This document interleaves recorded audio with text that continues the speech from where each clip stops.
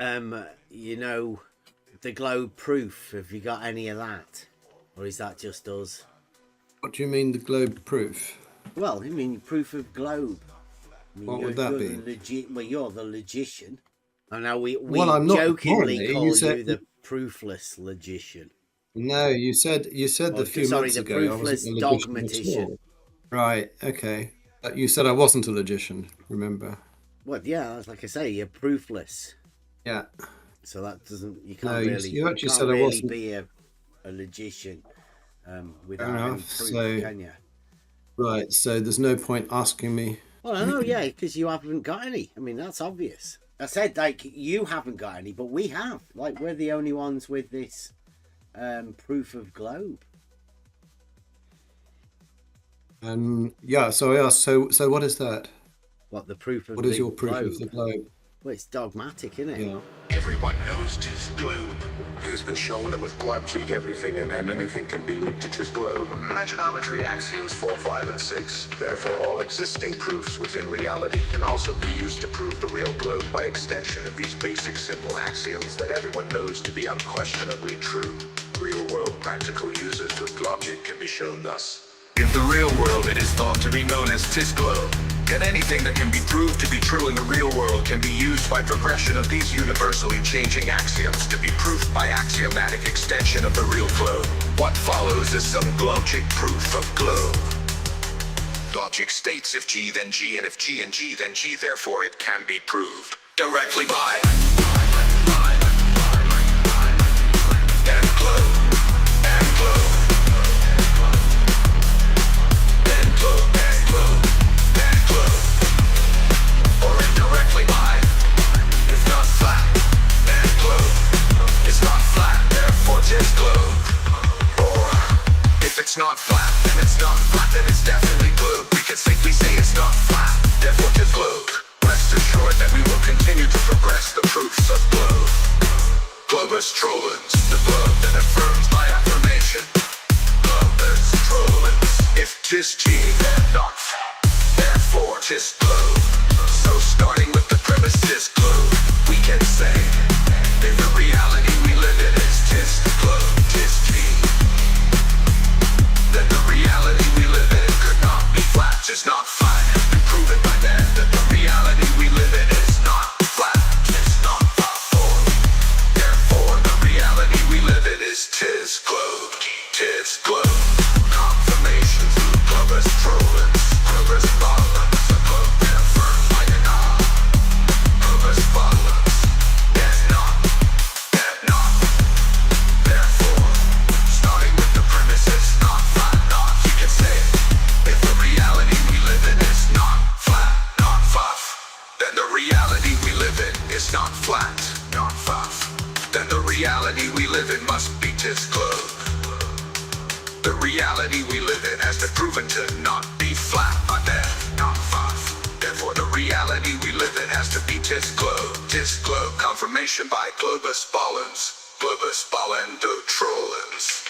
The globe that affirms by denial of affirmation. If that, then not that, not that, not, therefore that. Starting with the major premise that tis globe, we can say if that reality we live in is tis globe, then the reality we live in can't be not that, not that, not. Through logical deduction, since it's clear to everyone that ever existed in the known universe that tis globe, the natural conclusion is that tis globe cannot be at the same time both be that tis globe and not that, not tis globe. Therefore that must be that tis globe. Rest assured that we will continue to progress the proofs of globe. Be at peace with your globe.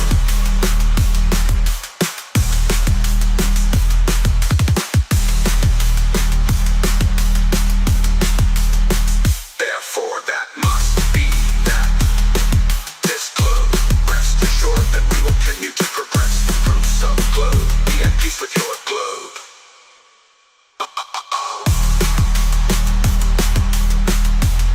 Therefore,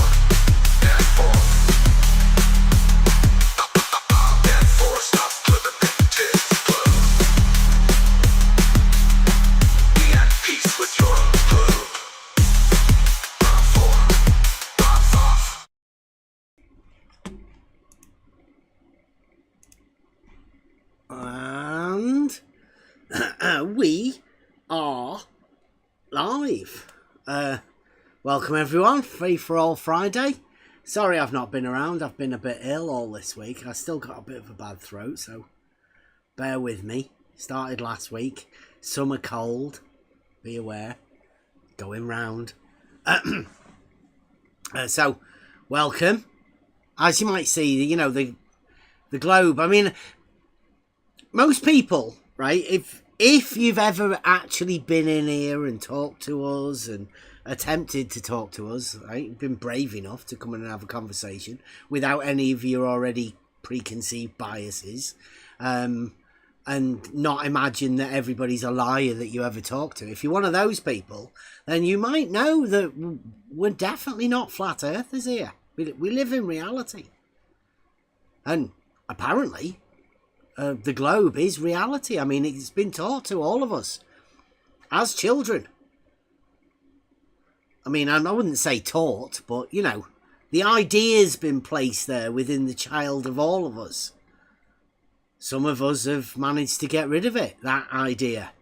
Some sort of learning, maybe, has allowed you to realise contradictions that might be apparent. Maybe you've accepted the contradictions. Maybe you've just forgotten about it, placed it in the back of your mind, compartmentalised all of these things. Like, I think most people. It's like this little arena that we seem to be in is hyper-focused on stuff that isn't real. People want you to imagine all sorts of things. We've gone on a little journey, right? I've actually invented a non-Euclidean geometry to point out these things about how people imagine things and what happens when logic isn't taught, logic isn't known. Like, without applying logic, you end up in a position like we're in 2024. Everyone's going mad. And they don't even know why they're going mad. You can't tell they're going mad because there's no logical system to allow them to realise they're going mad. They've accepted contradictions all over. I don't know how many contradictions people have had to take on. Because it seems like people are unable to discuss this. Because finding that you hold a contradiction seems to be an unpleasant experience that you don't want to take on, I think. I think in private afterwards, you know, that still has to be dealt with. Unless you're very good at this compartmentalisation, where you can just sort of forget it. We call it ECV, existential cognitive veiling. And I don't think it's a conscious thing. I think it's a subconscious thing. Your brain would rather you not access these contradictions because that's a painful process to realise a contradiction, especially to a non-logical mind. How would a non-logical mind deal with a contradiction? Now, a lot of people have been telling us they're not contradictions, they're not arguments, they're not whatever, right? Like, we can say, here's a proof, and they'll say, no, it's not that. Like we've been saying here, we've got a proof of globe. We've got a proof that a straight line lies in a plane. We've got a proof, all proofs in reality must prove the real globe. Because if we live on the real globe, then reality would be that real globe. Therefore, who imagines that you can't prove things in reality? Well, there's a lot of people that imagine you can't prove anything. In fact, they don't even want to take the risk that you could be proving something. They don't even want to come and say, aha, this is how you disprove that. Because they can't. It's a punishing thing for the mind to go through, realizing logic. Well, we call it like realizing Euclid, but that's what Euclid is. It's the logical formation of mathematics, which is just the reasoning part, you being able to put pieces together to come to conclusions and then build upon them, proof on proof. You can get to some great things within mathematics and logic, but some of those things don't comport with reality. So you have to choose which you're going to go with, whether you're going to go with the basic laws of communication, like we've been talking about here for quite a long time. The law of non-contradiction, I think that's the most prevalent one, right? Do you, within your internal structure of reasoning, do you apply the law of non-contradiction, or do you find some way to justify these contradictions that must be inherent? Or do you just sort of say that's not a contradiction? If I don't look at it logically, then I don't need to bother, because I won't find the contradiction then.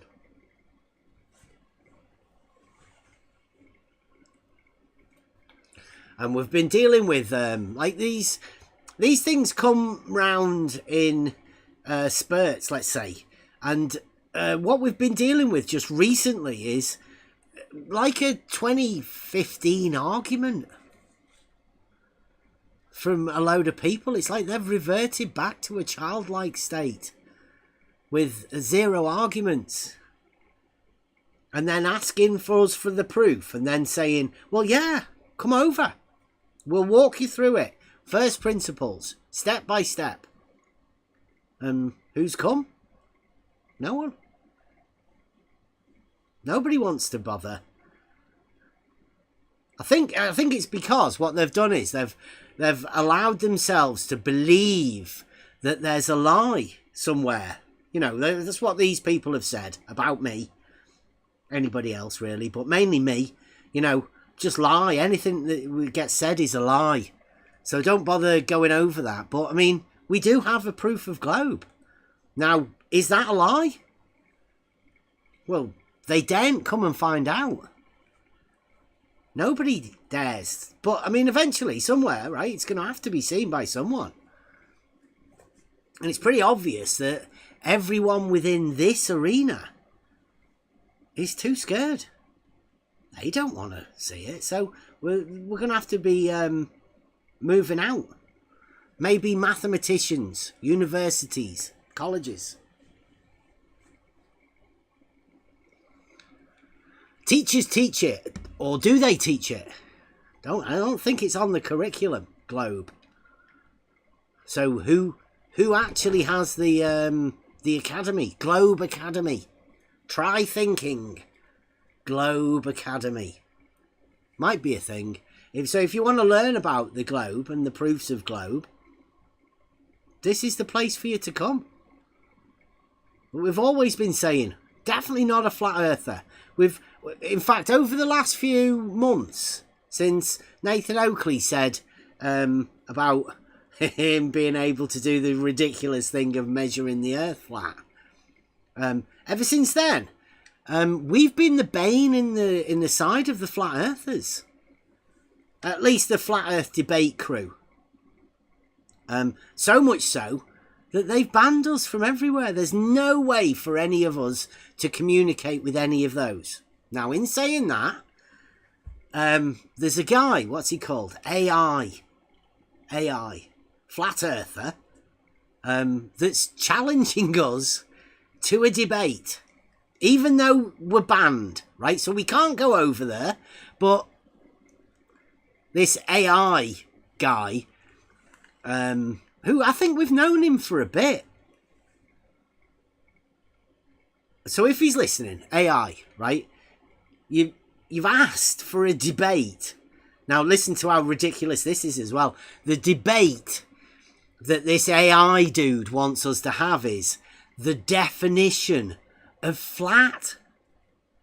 So this prominent flat earther who hangs around in 24/7 Flat Earth, and you might have heard him on Nathan Oakley's. Well, he's wanting us to go to a channel that we're banned on, and he's talking shit about me all the time over there. Can't shut up about me. So he's doing that and then challenging me to a debate. Can't even get there.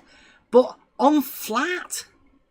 This is a flat earther in 2024 that wants to debate the definition of flat. They're mad. Literally stark raving mad. If it's 2024 and you're a flat earther and you still don't know what flat is, then I'd suggest don't offer public debates to people that you've banned. And why have they banned us? Because we say we have proof that the earth is not flat. And this is one of the contradictions that the flat earthers are dealing with. So this AI dude, flat earther, wants to have a debate where the outcome of his definition of flat is that he wants flat to be not flat. He wants to contradict. He wants to contradict the definition of flat. So he can have flat being not flat, and therefore he can justify his own contradiction within his own ridiculous narrative. That's where the 24/7 flat earthers are at the minute. So, I mean, it's over. Flat earthers, they're done for. Flat earth debate, there's never been a such thing. Nathan Oakley's never going to debate. He can't. We did another thing today. Nathan Oakley's been over there with his little friends at 24/7 again. The bit that we've all been banned from. And he's... well, I don't know. You can't communicate with these people. They're mad. So, hey, welcome everyone. I guess we've just lost a load of viewers. Because you thought it was a flat earth channel. We're not flat earthers. We've never been flat earthers. And as far as I'm concerned right now, flat earthers are fucking ridiculous.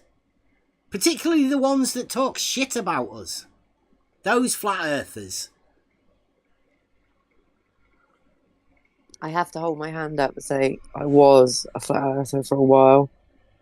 But that's because I got sucked in by the narrative.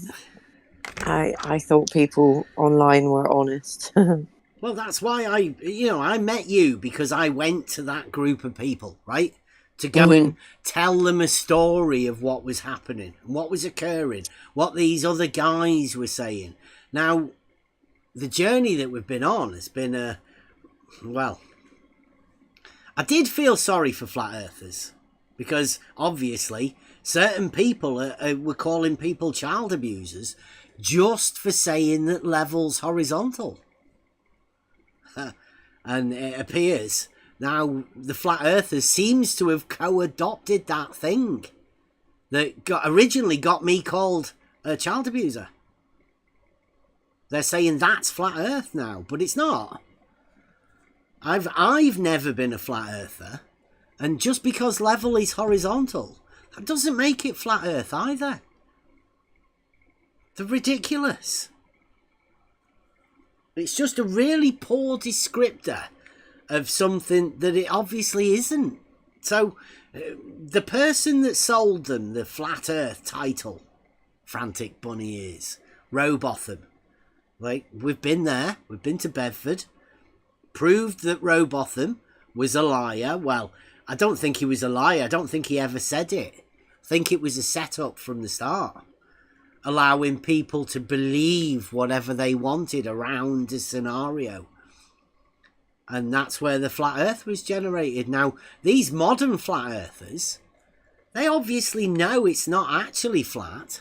And those people are the people that live in reality, right? They're not actually flat earthers. The people within this arena, the flat earthers like this AI and the 24/7 guys and the flat earth debate crew and all of that. I mean, they also know it's not flat, but they want to convince you, or maybe force you into agreeing with them that it is flat, even though they know it's not flat. Nathan Oakley, last week we did a thing, Nathan Oakley, and I don't know, I've not been watching Nathan Oakley, but Nathan Oakley said that it's a false dichotomy. Flat Earth, globe Earth versus flat Earth is a false dichotomy. Has anybody asked Nathan Oakley? Obviously I can't, because he's banned me from going anywhere near him or asking him any questions. I don't think anybody else will have bothered asking him what he meant by that, because it doesn't matter to anybody else. Everybody knows. It's all an act. The whole thing. Flat Earth, globe Earth, they know it's a false dichotomy. They admit it's a false dichotomy. Brenda's told me it's a false dichotomy. Nathan's told everyone it's a false dichotomy. So they know. It's just the general public, you know, normal people, they don't know what they're hearing. They don't know what false dichotomy means. It's ridiculous. People should really start learning a little bit of logic for themselves. Learn the words that these people are talking to you. Because basically Nathan Oakley, by saying it's a false dichotomy, he's telling you he's lying to you. He knows it's not flat.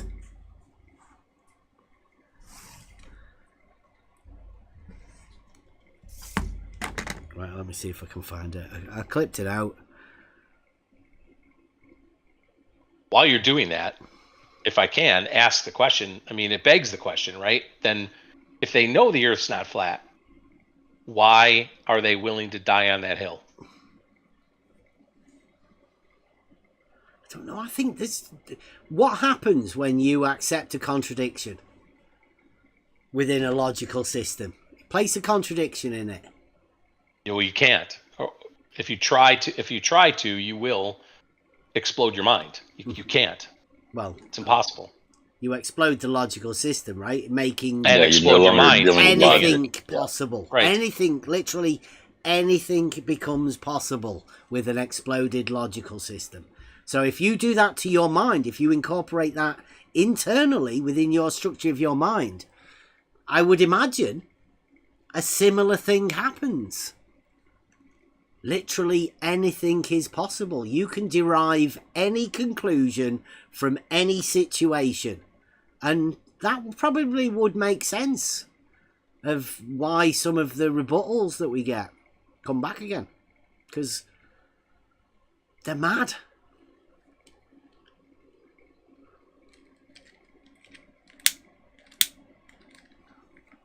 Right, let me have a look here.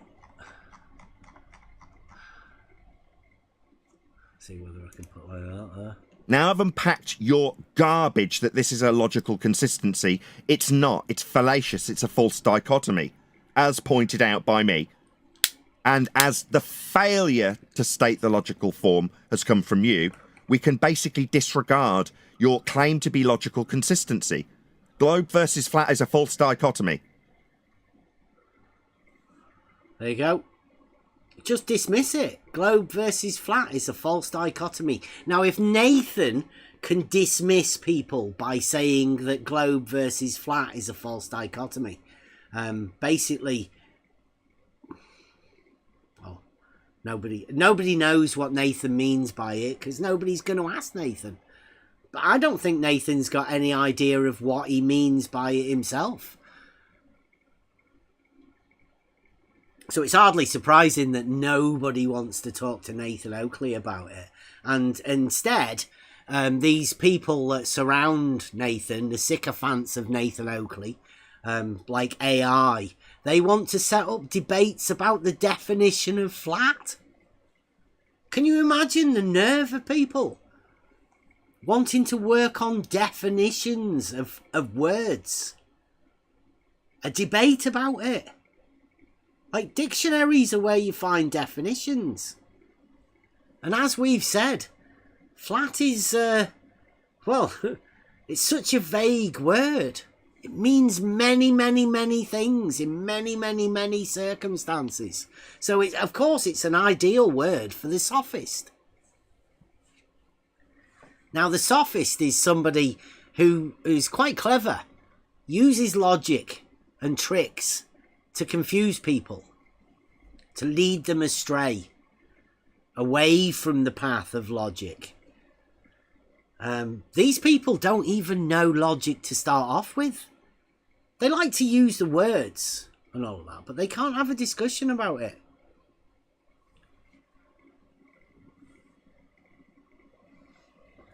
I don't know, Lamal. Somebody will have to ask Nathan Oakley what his thing is. Now, if you go in the Discord chat, you'll see that there's a thing there that I've clipped out of Nathan Oakley's show from last week. So you can show that to him and say, look, Nathan, you said it's a false dichotomy. What do you mean by a false dichotomy? Why is it a false dichotomy? I'd say that both options are false within a false dichotomy.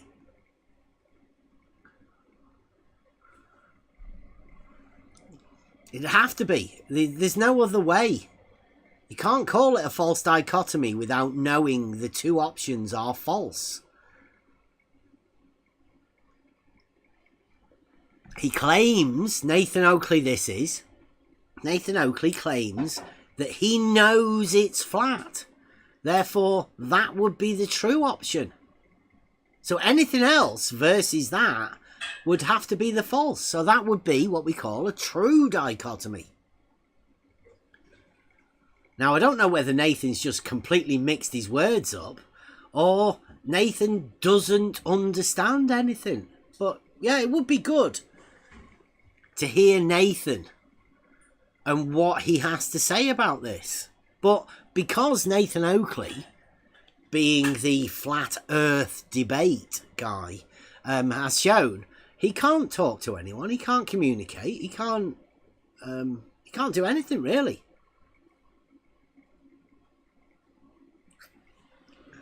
Now, I did hear a little clip of a video, a 4-year-old video. And I don't think it's changed much.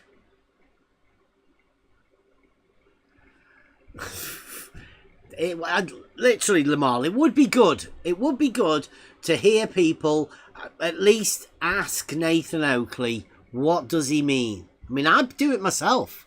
I'm not, there's no need to be hostile with him. I've tried to help him out with all sorts of different arguments and stuff. I tried to help him out to show people how arguments work and, how to point out the flaws in other people's arguments. But it seems as though Nathan Oakley has a really bad misunderstanding of how the logical form works. Maybe it may have something to do with QE and his fallacious modus tollens that he's been selling them for years. I don't know. Maybe it's just been in this arena for too long. Like I've said many times to people, I hope that you don't bring people into this arena. That's not the idea. You don't need more people in this arena. Hopefully people will have noticed a lack of new people entering it. You should notice that it's all the same faces, the same people talking about the same things year on year on year. Goes nowhere. You're not allowed to bring in new arguments or anything like that, as has been shown. Trying to inject a bit of reality into the situation, trying to find agreement, trying to find positive proofs within reality. All of those things, they're not needed in this arena. they've set up and they've made. Now, I'm not saying all flat earthers, but just within this particular arena that we're used to, I don't know whether it's a little dark corner of the internet, or whether, you know, people manage to get debates and stuff, and that's how you put yourself out there. But to me, there's just no new people. Now that, again, maybe because we've been hidden away in a dark corner of the internet. But what we have got and what we have generated is a logical proof of globe in reality. And why not? I mean, if reality is the real globe, then all proofs within reality would help to prove the real globe. That's where we are. That's where we're at. We have those proofs. Anybody's free to come in, like we said to Rachie for the last 2 weeks. Anytime you want, just pop on in. I'll go over them with you. First principles. Start at the beginning.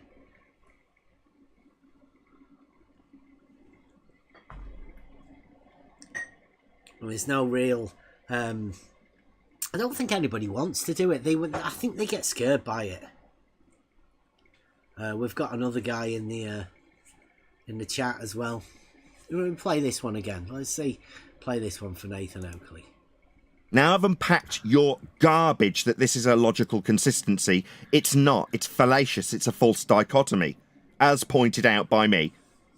And as the failure to state the logical form has come from you, we can basically disregard your claim to be logical consistency. Globe versus flat is a false dichotomy.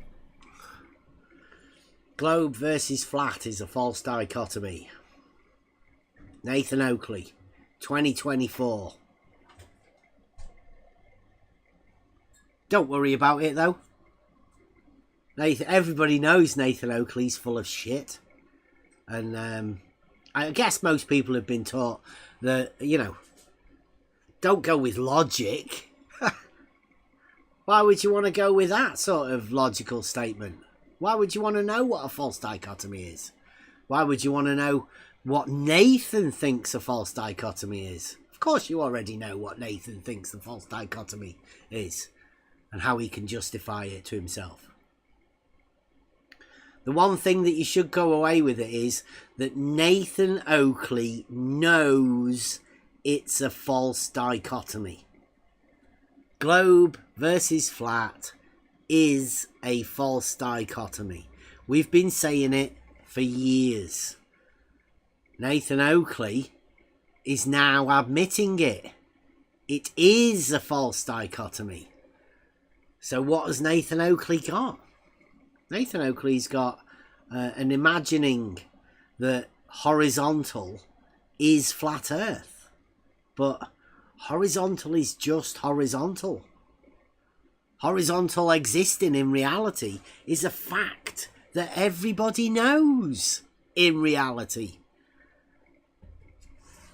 It's how the tools are used. The levels that we use establish a horizontal plane of reference. We measure elevation changes. I've been saying it since day one. This is how we know the earth is not flat. Now, Nathan Oakley wants to try and tell you that this fact that we know it's not flat is the proof that it is flat. It's a contradictory proof. I don't think that's going to work. I think people will think flat earthers are, excuse the language, fucking ridiculous. The how we know it's not flat becomes how we know it is flat. And if you have a flat earther trying to convince you of that, or trying to gaslight you into it, or just sort of muting you and telling everybody to go with it, and getting a load of sycophanty flat earthers to sort of back him up, obfuscate around it. Of course, don't ever ask Nathan Oakley what he means about a false dichotomy. Don't ever ask anybody about logic. Don't ask QE about his modus tollens and how it's fallacious in form. No. Just but be aware, if you do ask Nathan Oakley any of these things, be prepared to be banned. Maybe called a pervert, maybe whatever, eh? You know, first off will become the name calling, then the muting, and then the even more name calling and character assassination.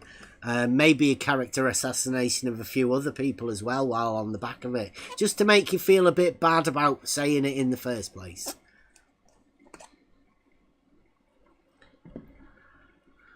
But yeah, it doesn't take long. Once you've around this arena for long enough, and you sit here watching patterns, I've always said, not a flat earther. What do you think I was doing here?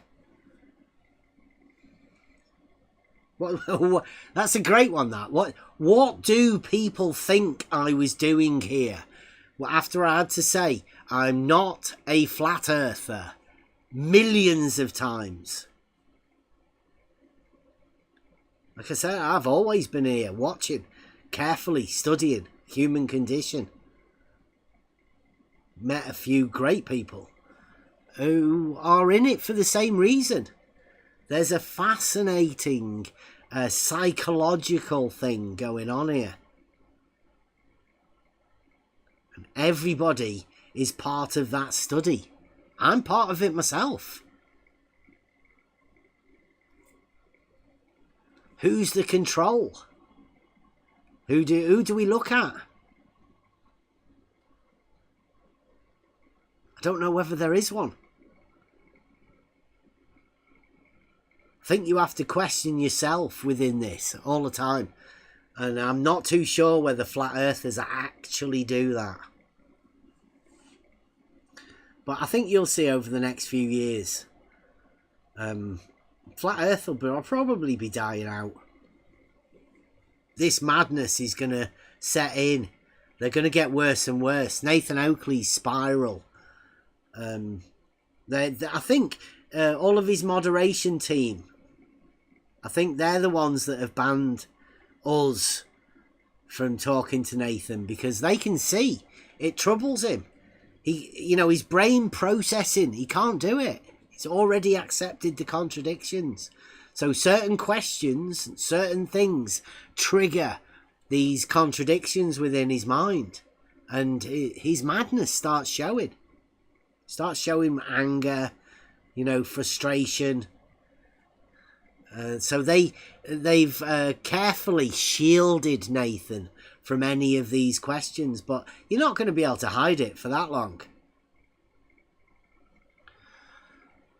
Maybe he's got it in his book how to measure something flat, which I'll say right now, it's an impossibility. Can't be done. You can't measure flatness. You can measure how not flat it is, but you can't measure flatness. And since Nathan Oakley's attempting to do that with Earth, the land that we're on, which quite obviously has elevation changes, which prove it's not flat. Hey, you have to redefine flat. You have to get your silly flat earth buddies to try and queue up debates about definitions of flat. All the while forgetting about the law of identity. Yeah. Using ridiculous terms like what was the topographical plane? I might be breaking up, sorry. Yeah, you're breaking up a little bit. Yeah. The oxymoron. They have to have these contradictions in terms.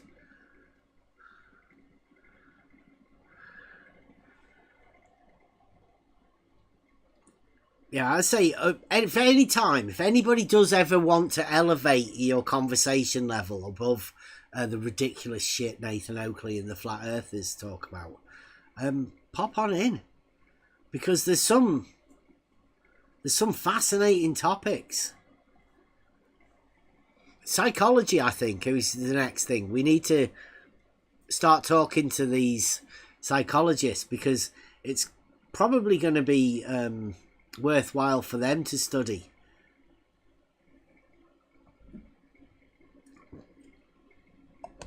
The acceptance of a contradiction into modern life.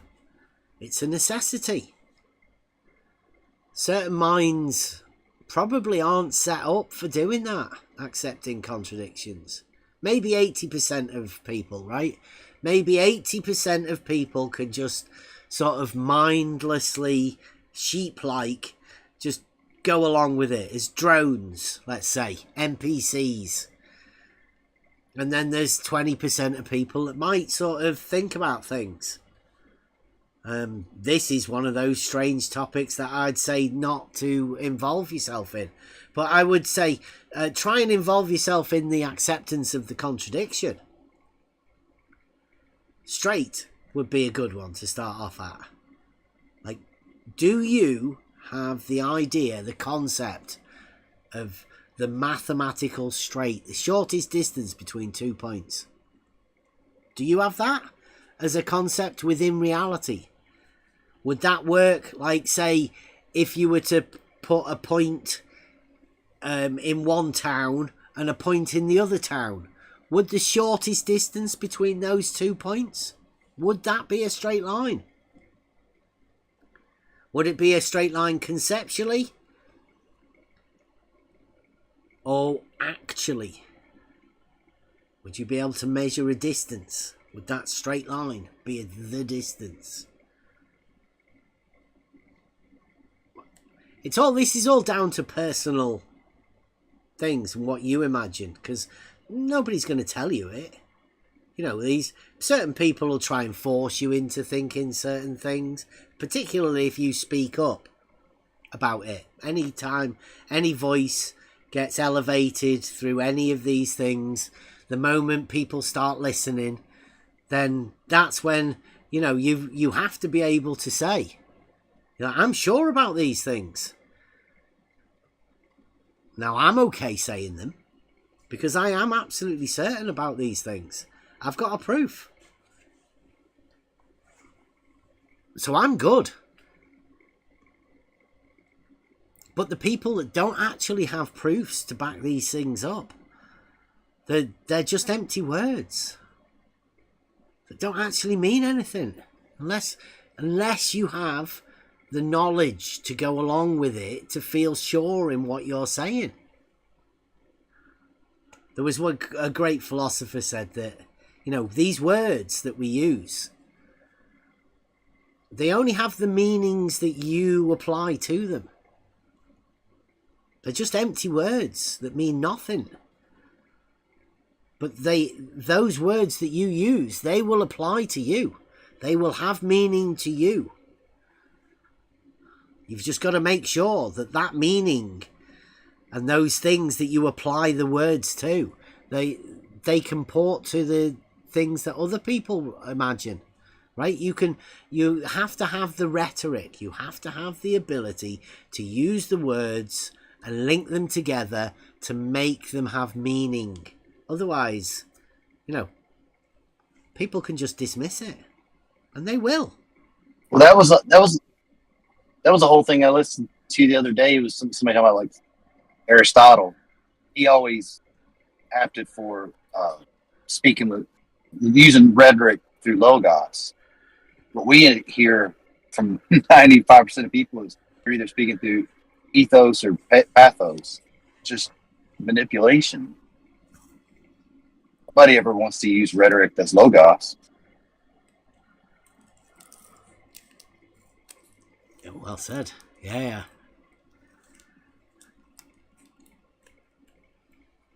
The thought process.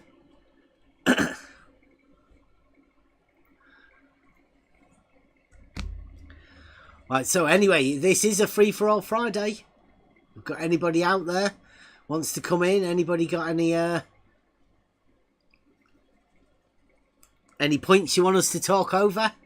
I mean, there's some really bad stuff going down in the UK right now. Pretty local. So tensions are pretty high. You can feel the unease. People that are around here now. Luckily, I live in a little village. It's a very nice, pleasant village, but it's only 6 miles away from some horrific events that have been taking place. Literally just down the road. In fact, it's across the road from where I took the missus for a spin club last week.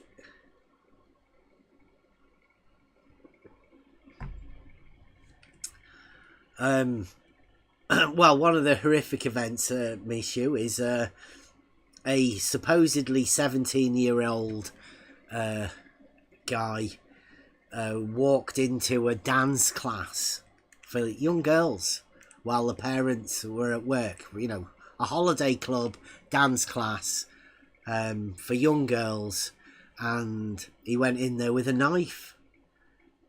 And tragically, 3 girls are dead, and I think there was total 10 people injured.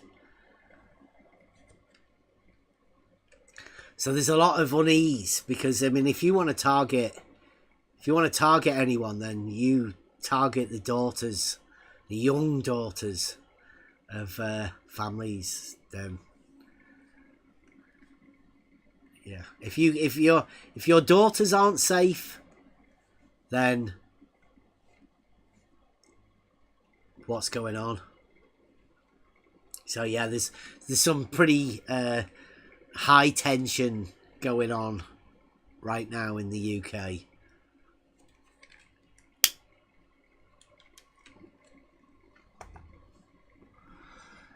And it's not just happening here, you know, like there's quite a few towns, cities pretty close to us. Similar sort of things occurring.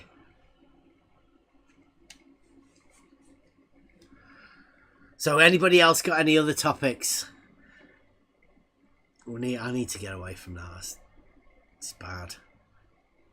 But it's only going to get worse. There's mad people everywhere, and who knows what happens when mad people do crazy things, unexpected things. There's no logic deriving them. There's nothing there to give them any, well, I don't know. Does logic come with morals? Is that one of those things? You'd like to think it does, but I mean, what does that state if there's no logic?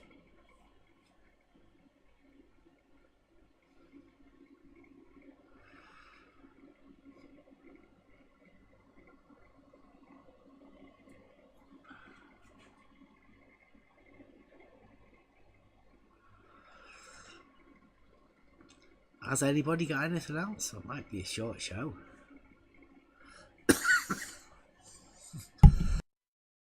Yeah, it might be a short show because we had a pretty good discussion earlier. So that's why we try to get everybody to come into the Discord. Yeah, Come in I for a heard chat. you lot talking a bit earlier. I thought, oh, there you go. There's the conversation gone for tonight.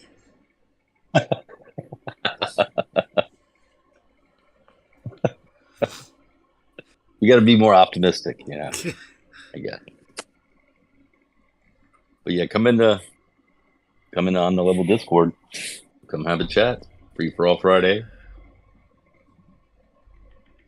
Bring in a topic. Whatever you want.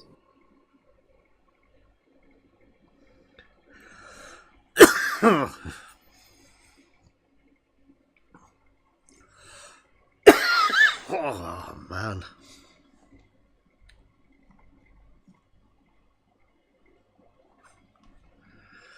So somebody get Nathan Oakley, ask him what he means about a false dichotomy. If he means the same as us, then it means that both flat Earth and the spherical globe model can be proved false. Nathan already knows that the flat earth can be proved false by me. He's been there. He said, therefore, the earth is not flat. Nathan Oakley's words. He finished the argument that I made. The conclusion was so evidently clear that Nathan Oakley voiced the words, therefore, the earth is not flat. Now that's how to make an argument. Does it mean anything to anyone? Nah. Because the flat earthers, they already hold a contradiction. So therefore, it should be easy enough for any flat earther to realise that the earth is not flat. But then they can still say the earth is flat. Because they have no logic. They can contradict themselves. That's what makes them flat earthers. The ability to contradict themselves. Now, there's another group of people, the spherical globe earthers, that also have the ability to contradict themselves. And it just so happens that the spherical globe earthers and the flat earthers have been in constant talks for years. And they can go backwards and forwards over different things, right? As long as you don't point out the contradiction of the other side. Don't mention the logic. Don't point out the contradiction and you'll be fine. And that's what they're doing. They've been at it for years. Now, we've brought in this logical approach where we make arguments, give proofs, give the reasoning behind the decisions, the conclusions that we come to. Flat earthers and globe earthers, they can't have that. So they've all just sort of kicked us out, muted us, moved us out of the way, so that they can carry on having their little discussion without anybody pointing out the contradictions that they hold. So if you want to come and find out the contradictions that both of these sides have, right? If you always thought it's a bit fucking ridiculous, these two guys going backwards and forwards over the years. Well, if that's one of you, then just come and have a chat with us.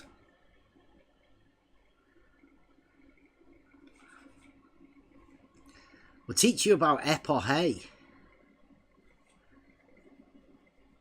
and the benefits, the mental benefits of epoche. Because I think once you've started with this model affliction thing, backwards and forwards, the only way you can stop yourself from going mad is to embrace epoche.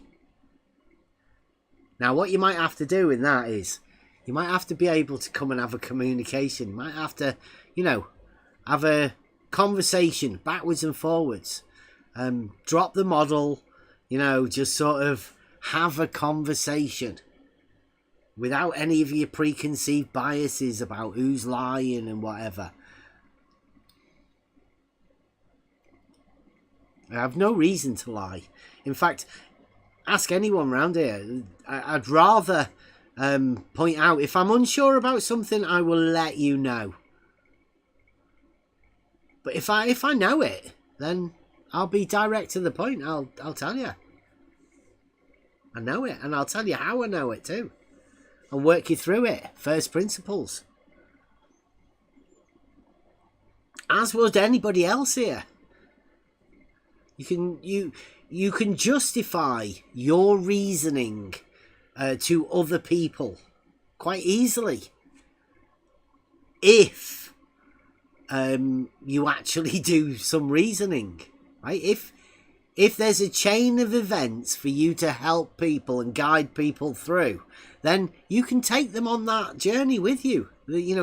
This is what I did, and then that led me to this. People can understand that.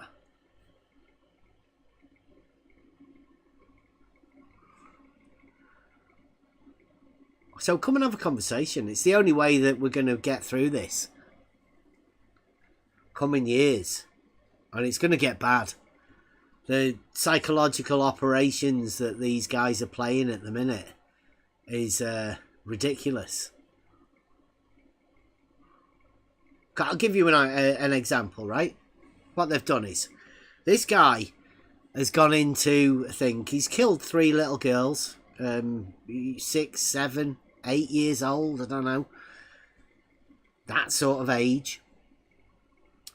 But what the social media is doing is they're blaming anybody that goes and sort of gets a little bit worried and wants to take to the street and say, you know, hey, we're not happy about this. They've turned that into this right-wing group. I mean, the Americans might have heard of it, you know, with the Trump and the right-wing hat-wearing people. So they make this fictitious group, except the fictitious group they're using is a group called the EDL. Now, that's a right-wing group that was the English Defence League. But the English Defence League got shut down 10 years ago. It doesn't exist. But the media and the police are trying to portray it that that's what these group of people are. And they're not allowing people to grieve about, you know, and feel worried that their kids too. You know, they're worried about their kids going out and playing. COVID made people worry. They made people come in and, you know, there's a whole generation of kids that haven't been able to go out and play. But now, this generation of kids, they're really scared. Because some of those kids are dying when they're out there. And there's a lot of it going on. So the media is trying to portray this group of people as right-wing radicals, rather than be worried about young kids walking around with knives wanting to go into dance classes for little girls.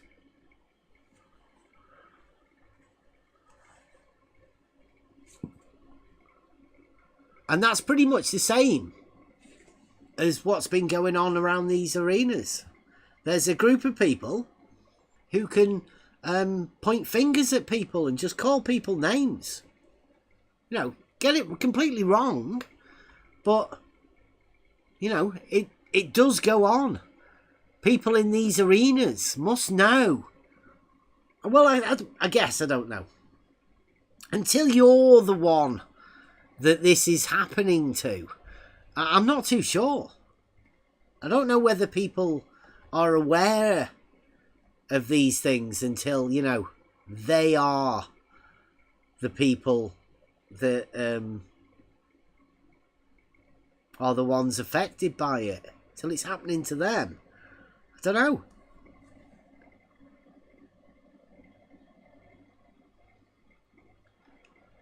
$2024. We're only halfway through. Nathan Oakley was turning over a new leaf at the beginning of this year. So far, I'm being just banned people. Go on, sorry. I'm being harassed to start talking. So apparently I have to start talking. Can you believe that? I'm being harassed.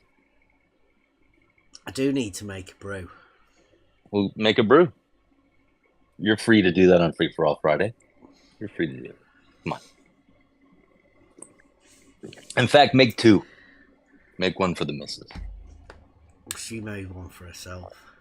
Just a bit ago. Well. He didn't make me one. Well, feel free to make 1 for yourself. Now Emma's gonna come in while you're making a brew. Emma's gonna come in and sing a song. I'm gonna go on mute while she sings. Go ahead, Emma. I was just gonna say, does that mean no Rad's gonna take over the show for a while? Because that could be fun. That's an American takeover. Brother, Tell us about your Hawkster friend. Like, how's the debate with? No progress has been made in this alleged debate. I'm still blocked and banned.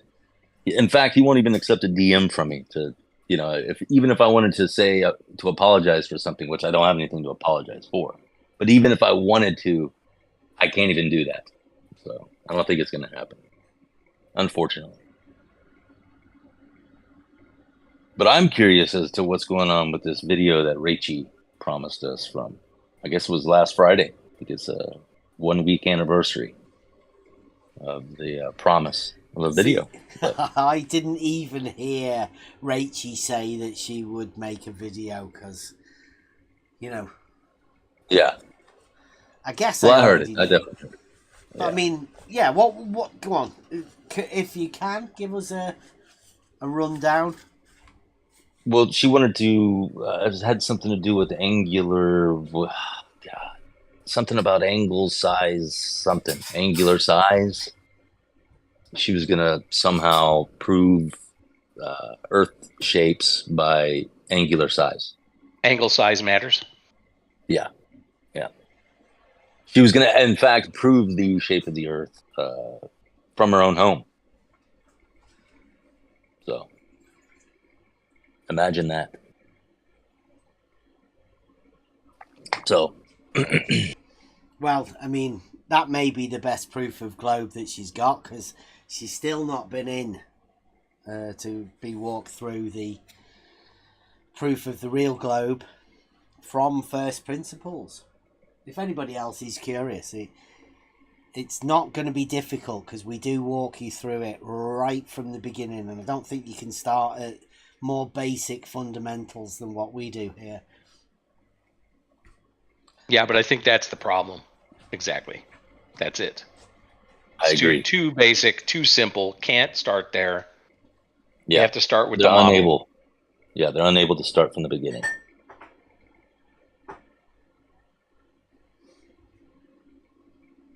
Yeah. Nobody's honest enough to come in and start from the foundations. That's unfortunate. No, because they might have to give up a certain mind,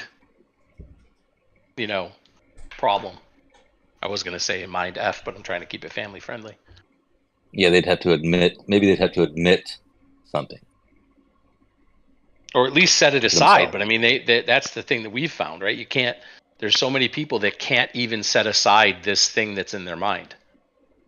They can't set it aside. They can't leave it alone.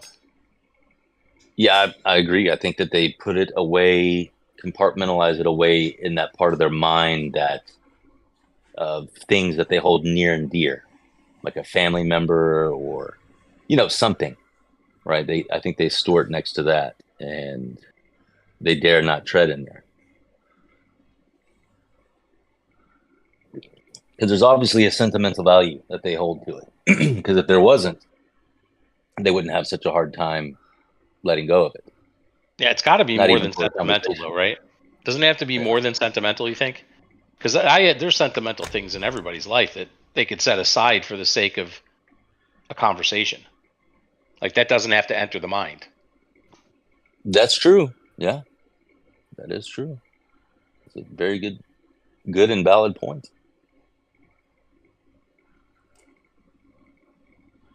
Which maybe circles back to Bev's point that they're just mad. They're just crazy. They've accepted so many contradictions that their brain won't allow any conversation about anything that even touches their preconceived mind F. Yeah. Something, and it triggers an emotional response from them as well. That says a lot. If you can't, as an adult, if you can't have a conversation about a topic that's not supposed to hit really close to home, you know what I mean? I'm talking about like a general topic about something that you can admit it. Well, most can admit that they have no idea about. If you can't drop that emotional response, then man, that should tell you something about that individual. Yeah, but who knows? We're not professional psychologists in here. We're just, we just use these things, such as logic and reasoning to converse with one another. Oh yeah, we might not be professionals, but we certainly give it a lot of thought. Oh, Like, yeah. There's a lot more goes into it. Probably, as a group effort, and with the case studies that we have, I think we do have a unique perspective within this. For sure. Yeah. Which would definitely be helpful to any psychology thing. In fact, I think that's one of the areas that we should look into. I mean, imagine somebody going through a psychology course or whatever, right? You have to do your PhD thesis or whatever, study on something. Could this not be a massive help? Would you not get a lot of extra assistance within what you're doing to be able to come and work on most of this sort of stuff here? Oh yeah, I can see that. Yeah, you would definitely, man, because even with somebody that doesn't study these things, you can notice the obvious psychological differences and similarities with people, even when just having a conversation with them. So yeah, I think that would make a great, I guess, case study or whatever you would professionally call it. Yeah. I wonder whether Hillsdale has a department where, like, use us. I'd say come and use me personally as a case study. What?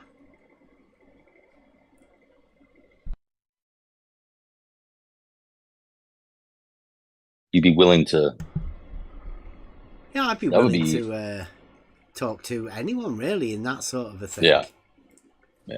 I do. I think I've got a unique perspective due to the events, that happened within my childhood, and I think those events within childhood have helped make me who I am today. Unknowingly, right? Had it not been through all of the experiences, the Logos at this later date, I probably would never have known.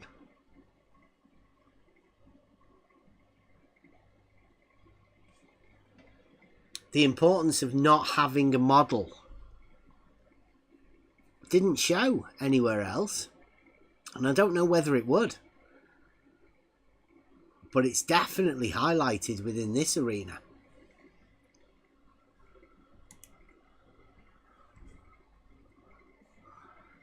Not having a model is something that has served me well.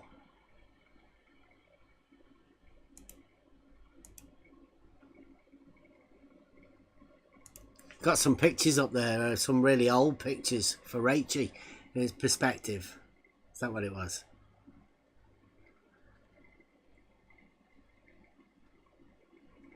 Yeah, I think it was. It was about the angular something or other. She was having a hard time with it, so she was going to put a video out about it. Whilst knowing nothing about it at all. Yeah. And she told us within 24 hours, but I could have misheard that. I could have been, I could have been distracted or something. I don't know.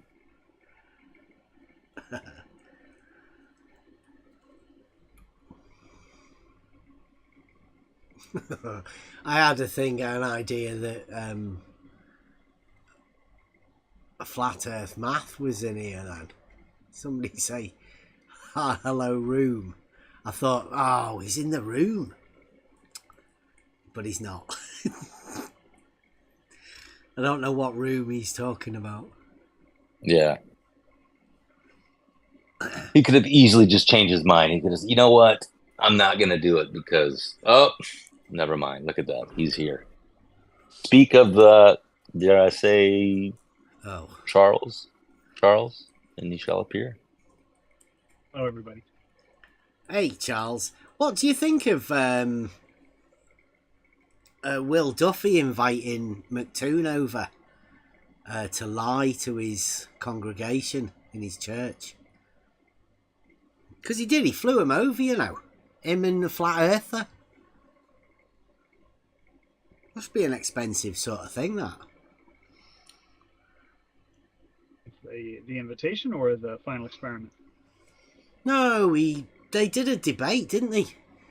Will Duffy flew both McToon and his flat earth friend. Tune What's he Dave to a called? church. Joe.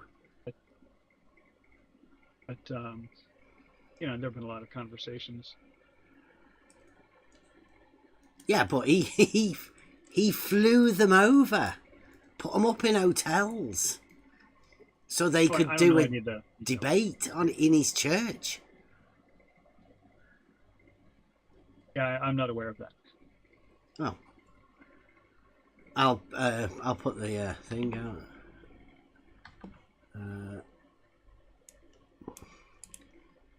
Copy. We went over it the other week. You can watch it. McToon blatantly lies to the congregation in the church he's been invited into. He's like sat on the stage, call it the pulpit. Because you know what he says? Do you know what he says, Charles? Right, this is the one that got me. McToon says that when you relate a plane, a mathematical plane, to the Earth, then it curves. He says. I think that's a lie. Oversimplification. Yeah. There are analogs in spherical geometry to planar geometry. But not in reality, right? You don't curve the plane, do you? In reality. Well, both spherical geometry and planar geometry are just mathematical constructs. Reality is reality. Yeah. Right? But both spherical geometry and planar geometry are mathematical systems. Yeah, and there are analogs between them. Yeah, there's differences, right, between the two. Right. Like for example, when globe folks say the Earth is a oblate spheroid, they don't mean a perfect oblate spheroid because clearly there are mountains and valleys. What do you mean? Right. So perfect oblate spheroid, because we've been doing this as well. You know what a sphere is, right? Yes. Well, an oblate sphere is an oxymoron, right? No, an oblate spheroid. That's why they say an oblate spheroid. Well, what's a spheroid? It's something that is not a sphere. Well, it's very closely in resemblance to a sphere. Has a lot of the properties of a sphere, but is not exactly a sphere.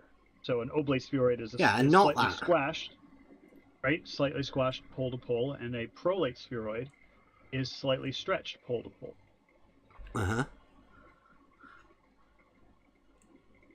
You know, like a grape. Like a grape is a prolate spheroid, and maybe a tangerine is a oblate spheroid. Yeah, and like a ball is a sphere. Yeah, but a ball is not an exact sphere because it has, texture, stitches or whatever. Like a American soccer ball, UK football, you got the black and white, what are they, hexagons or pentagons or something stitched together. So even a soccer ball is not a sphere. It's approximately a sphere. Yeah. But you could be used as a solid sphere, right? Right. But in mathematics, a sphere is defined literally as the set of points that are equidistant from a single point. So there's a mathematical definition of it. Yeah. I get that. So that's why one of the reasons we can safely say that the Earth is not a sphere, right? Yeah, not a perfect sphere, but nobody claims it. That's what's the difference between a perfect sphere and a sphere? Well, a lot of flat Earth folks, and I know you guys don't say you're flat Earth, but a lot of flat Earth say the Earth Charles, is not a Charles, I know spinning you're ball. called Flat Earth Charles, right? Okay, can I just But- let me just make the point? Yeah, can you They stop say talking the Earth about is them not- though, right? Because it makes the it Earth is not does a make spinning you ball. look like you're obsessed with flat earthers. Okay, would you agree that the Earth is not a spinning ball? The Earth, like I said, definitely not a sphere. We can safely say that. Like we can say safely, the Earth is definitely not flat. Right, but the key is that it's not. They're not talking about perfection, right? When they say the Earth is not a spinning ball, they're not talking about a basketball. They're not talking about a perfect sphere. They're talking about something that is roughly, shaped spherically, like a globe, versus not spherically, Like the real like globe. like a plane, like where level equals horizontal.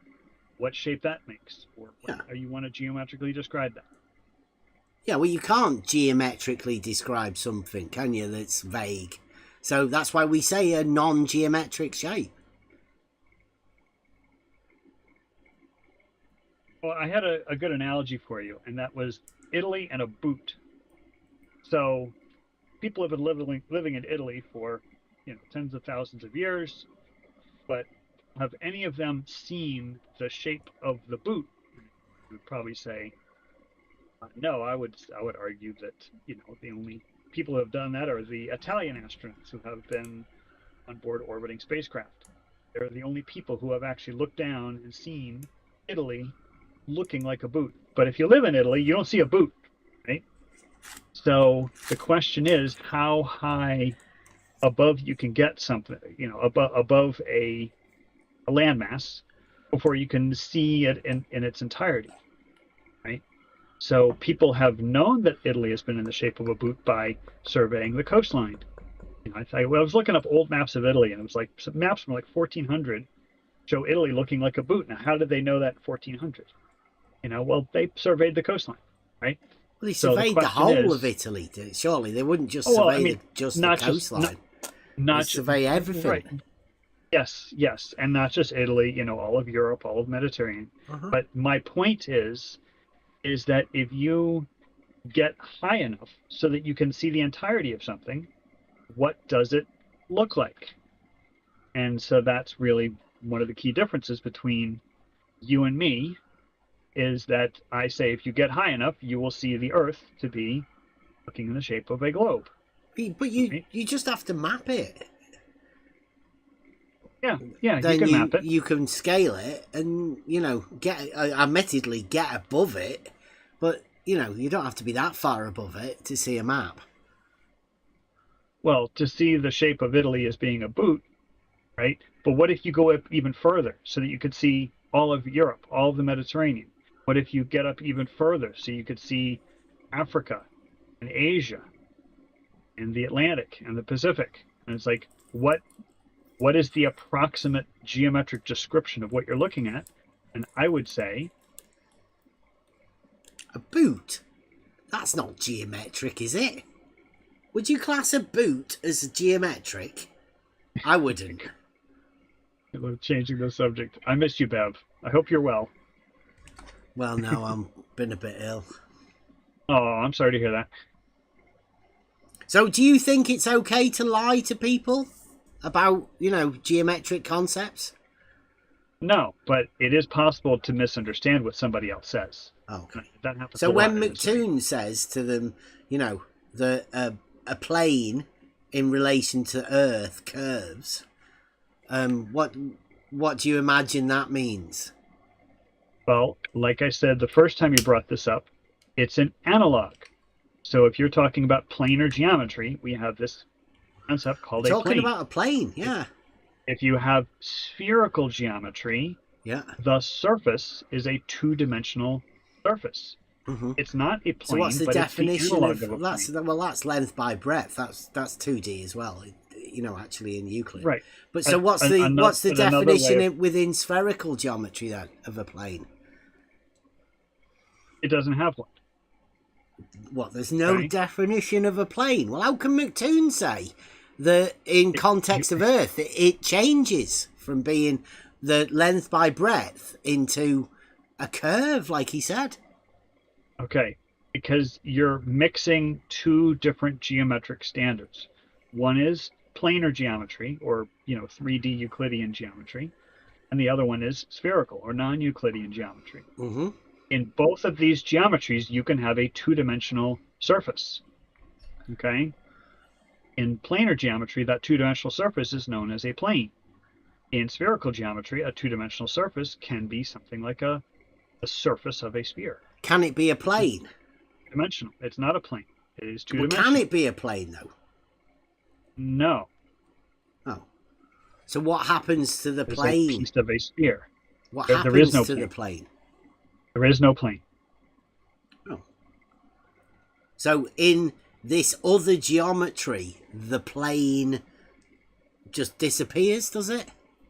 No, it doesn't. It's not that it disappears. It just is not defined.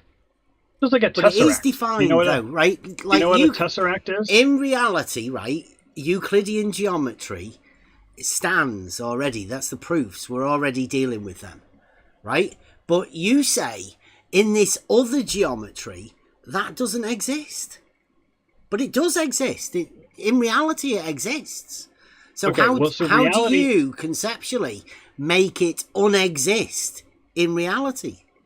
Or are you you're not talking about reality, right? You just I'm not you're talking just about reality. imagining. I'm talking about Euclidean geometry versus non-Euclidean spherical geometry. Mhm. Not talking about the real world. Well, Euclidean geometry does exist, doesn't it? It's a construct that was invented by mathematicians. Yeah, but it's applied, right? That's the No, you can geometry apply that it. is No, you- applied to reality. No, you can apply it to reality. No, Euclidean it geometry is in and of applied itself- to reality. Rulers, Okay, you can apply it. a compass. Okay. So, for example, in reality, circle, there is no such pi. thing as a line. And you name something that has no breadth. It doesn't exist. A line. Even a sheet of paper has thickness. So a sheet of paper isn't even a plane because it I has know. thickness. Yes, we know So that. so literally, there are concepts in Euclidean geometry that do not Well, match in reality. a It's a distance. geometric Does- construct. does a distance exist? Oh, sure. Right. Well, so there's but the I'm talking line. about the There's your fundamental- line, right? No. Yeah. The A distance. line has something that has distance, it has length, but You no. put a number to or a, breadth. a line. Yeah. Start and end point. Euclid says that. Right. But you're drawing a line. Even No. though when you draw You're a not line, it has drawing. thickness. Look, you've already said. You were the one that said you can't have it.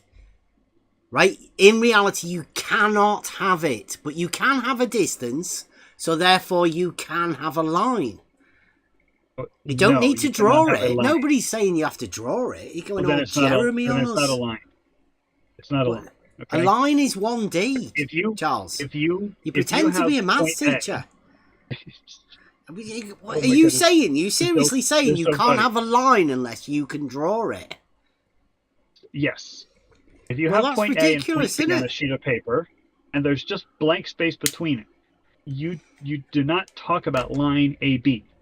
Okay? If you draw a line AB, you could say, okay, line AB. But if there's just white space between A and B, you cannot refer to the line. Okay? And so, yeah, you can have a distance between A and B, sure. And you can have that in reality, sure. But in reality, you cannot construct a line because anything you construct, even a human hair, has Look thickness. again, you're saying construct. We know a line is 1D. Yes. Doesn't does not exist. exist in reality. You can't construct it. But in the same way, you can have a distance. And that right. distance Likewise. directly relates to the line. But if the line doesn't exist, then you cannot refer to the line. That's my point. And that's the You thing that does not can exist in refer reality. to the distance, though, can't you? Sure, but you Right, cannot well, refer to okay. the line. Okay? Well, you can Anyway, refer to the distance as but though the- the the line point- exists. the point, and we're getting off on this great tangent. The Shortest point distance. is that both Euclidean geometry and spherical non-Euclidean geometry are constructs. They were invented by mathematicians. Okay? Well, can I don't. apply them. Whoa. You can apply them to You say real life. invented? Who invented Yes. Euclidean? Well, I mean, there are mathematicians before Euclid. He set the principles down in his Elements. Yeah, Okay? so he didn't But, invent it then, right? Because the Well, I elements mean, were people already talk known. about- People He talk just about put it Euclid's in an Elements. axiomatic system. Okay, Okay. but I hope you're not going to disagree that mathematicians set down these rules. Logic. Okay, Logic So- derives and you can Euclidean. apply, Charles, and you can apply logic these to derives reality. Euclidean geometry. In reality, that's what makes Euclidean geometry. Just the fact that you can have the straight line. And the things that can be known once you apply that straight line to reasoning, logical reasoning. That's it. That derives itself straightforward through the logic from the axiomatic approach. Right now, non-Euclidean doesn't have that, does it? Because non-Euclidean is just not that, No, which it's not means just not that. non-logical. No, it does not. Yes, it does. No. Non-Euclidean So means you're- not no, what- logical. No. No, both. So there's a Euclidean logical geometry- formula behind non-Euclidean geometry, Yes. is Ooh, Yes, I please think tell they're us about this, by Charles. Lobachevsky. Now, there are entire websites dedicated to this. There are entire textbooks dedicated to this. So I'm not there? So going to you pretend don't know about it then, that- right? You can't that explain I'm- it that I'm simply not the inventor. within this simple logical structure, similar to that derives Euclidean geometry? No, I don't think so. Because you're talking shit, Charles. No, I'm not. I didn't invent spherical geometry, so No, we're not going to pretend that this is I something. did invent imaginometry though. Yes, That's yes. entirely mine. So And you invented in the- inventing Yeah. non-Euclidean geometries, Bev, have made the most non-Euclidean geometry. So I know No, you, that there is definitely no logical framework that you can apply to a non-Euclidean geometry. well, that's because you haven't studied it. Why? Why Are you do you familiar with the why work of, do you like, presume? Lobachevsky? Why do you presume I haven't studied it? Because you're saying it's non-logical, and it's Because I it's- have actually. I've very invented a non-Euclidean geometry. Have you? No, Have you invented no, a you invented non-Euclidean geometry? imaginometry. Yeah, you that's a invented imaginometry. non-Euclidean geometry. So just like Yes, it is. It's a Lewis non-Euclidean Carroll invented geometry, the Charles. okay, It's a non-Euclidean geometry, Charles. it's not. It's not a geometry at all. It's just a bunch of silly phrases. I've read Well, them. I've seen it. I've Yeah. seen it with my own eyes, so And- I can attest that it exists. is it So I don't is it understand what you're going on about, Charles. Is it Euclidean geometry? No, Rad. Oh, it's definitely not Euclidean. Well, there Far you go from then. Definitely not Euclidean geometry. So therefore, Euclidean geometry is based on logic and reasoning, but well, mainly logic, but yeah, Yeah. non-Euclidean is not. for that sure. was the aim, to make it as much opposed to the Euclidean, to make it most non-Euclidean. Yeah, it really helps it make it more conceptual when you do it that way as well.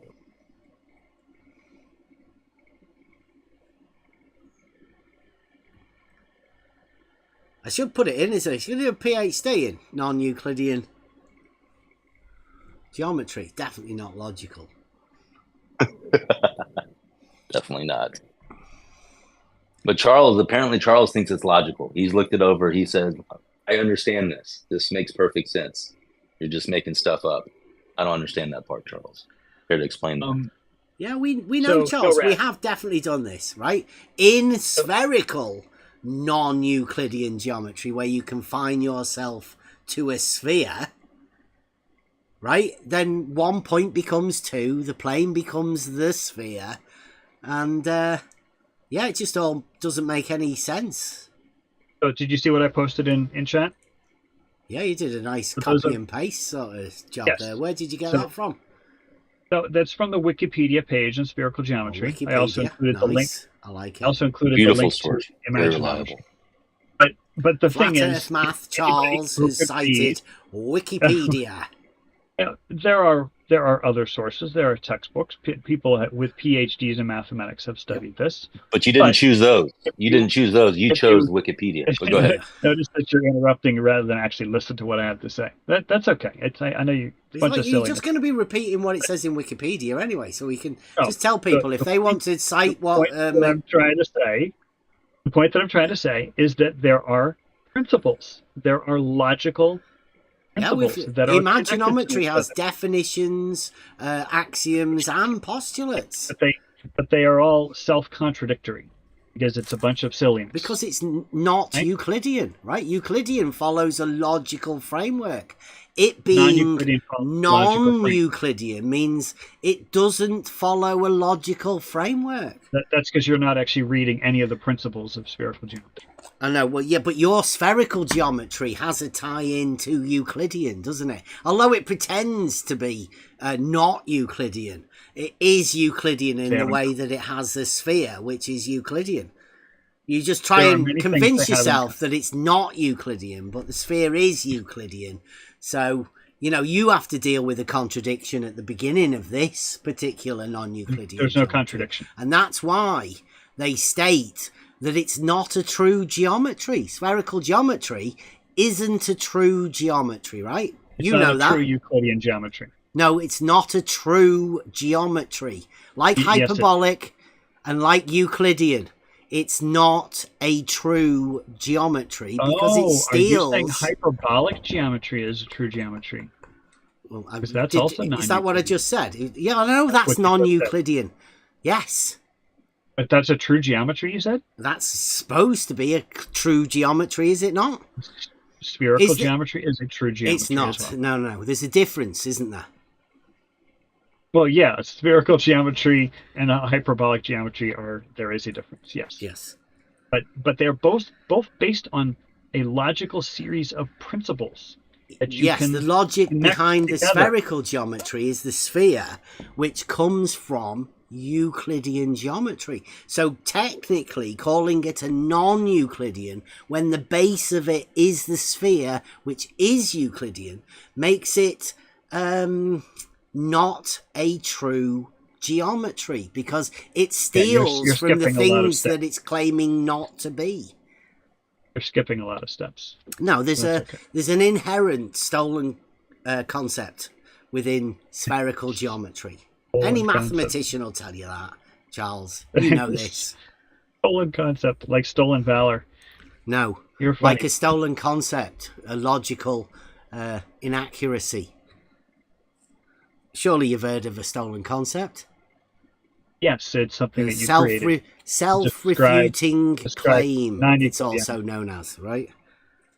No, it's something that you made up because you cannot No, I conceive didn't of make anything it up. outside the realm of No, Euclidean Charles. Charles, please don't try this. Are you saying that I made up a stolen concept, the self-refuting claim? You're the only person. You're the only person I've ever heard say the phrase stolen. So Yeah, because we spotted it many times. It's one of these things that you guys have to ECV. Don't worry about Can you- it. We'll do it. can you We'll go cite over anyone it at else? some other point. it uses the phrase stolen concept because I've never heard anyone else say it except in this form. So that's why I said you made it up. Right? I don't know. Maybe you copied it from somebody else, in which case you stole the stolen concept. Nice obfuscation there, Charles. So what do you think Have of you the, ever heard of a self-refuting experiment? claim? Do you reckon Oh, I made sure. that one up? No, I've heard that before. Well, that's a People do that all stolen the time. concept. Hmm. No, that doesn't sound like a stolen concept. Well, maybe that's because... have you ever heard of Ayn Rand? Yes, Well, there you go. objectivism. Harold Rourke. What was the Yeah, big, yeah. what was the big book she wrote? At Fountainhead. Well, I think it was Ayn Rand that took the a self-refuting claim and turned it into a stolen concept idea. You should look into it because there's a lot of it going around. Stolen concept.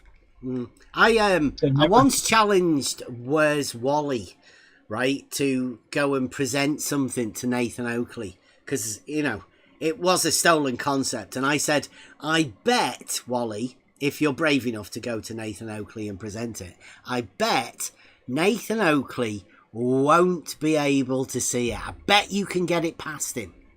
And he did. Nathan Oakley in his ranting, he never saw it. Because he's blinded to it as well. It's the model affliction. Okay, I'm going to take that back. I did not realize that this is the name of a fallacy. So I apologize, Bev. I thought you had invented It's the on stolen concept. flatearth.ws has done it. And that's Oh, your well, favorite- if flatearth.ws favorite have done it, I wonder why flatearth.ws did it, Charles. How long ago did the flatearth.ws do it? I don't know. I don't know the date of the website. Oh. But apparently it is a fallacy. And I did not know that. That's really poorly explained, but that's as you'd expect with flatearth.ws, right? Flat Earth math. I don't know, but Flat Earth I math can citing say- flatearth.ws, and you're trying to tell us that you're not the ones that are convinced the Earth's flat, right? I can say that I saw the curvature of the Earth with my own eyes. I was just down at Lake Pontchartrain, and I drove over the Lake Pontchartrain Causeway, and I saw the power lines. I drove past the power lines.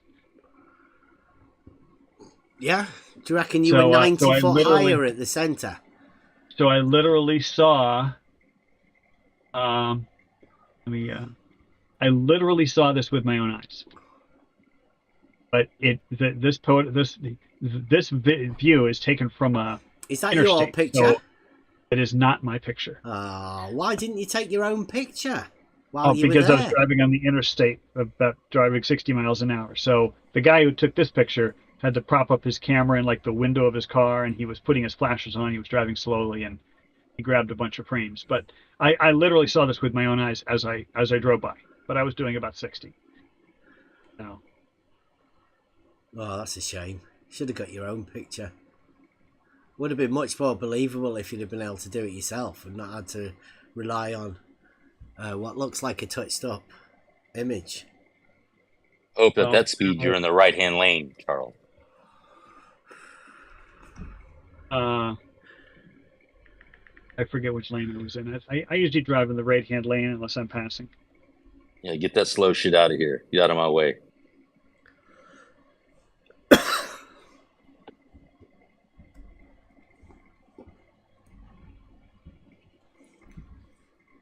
Did Flat Earth.ws saying that it's like a flat Earth thing?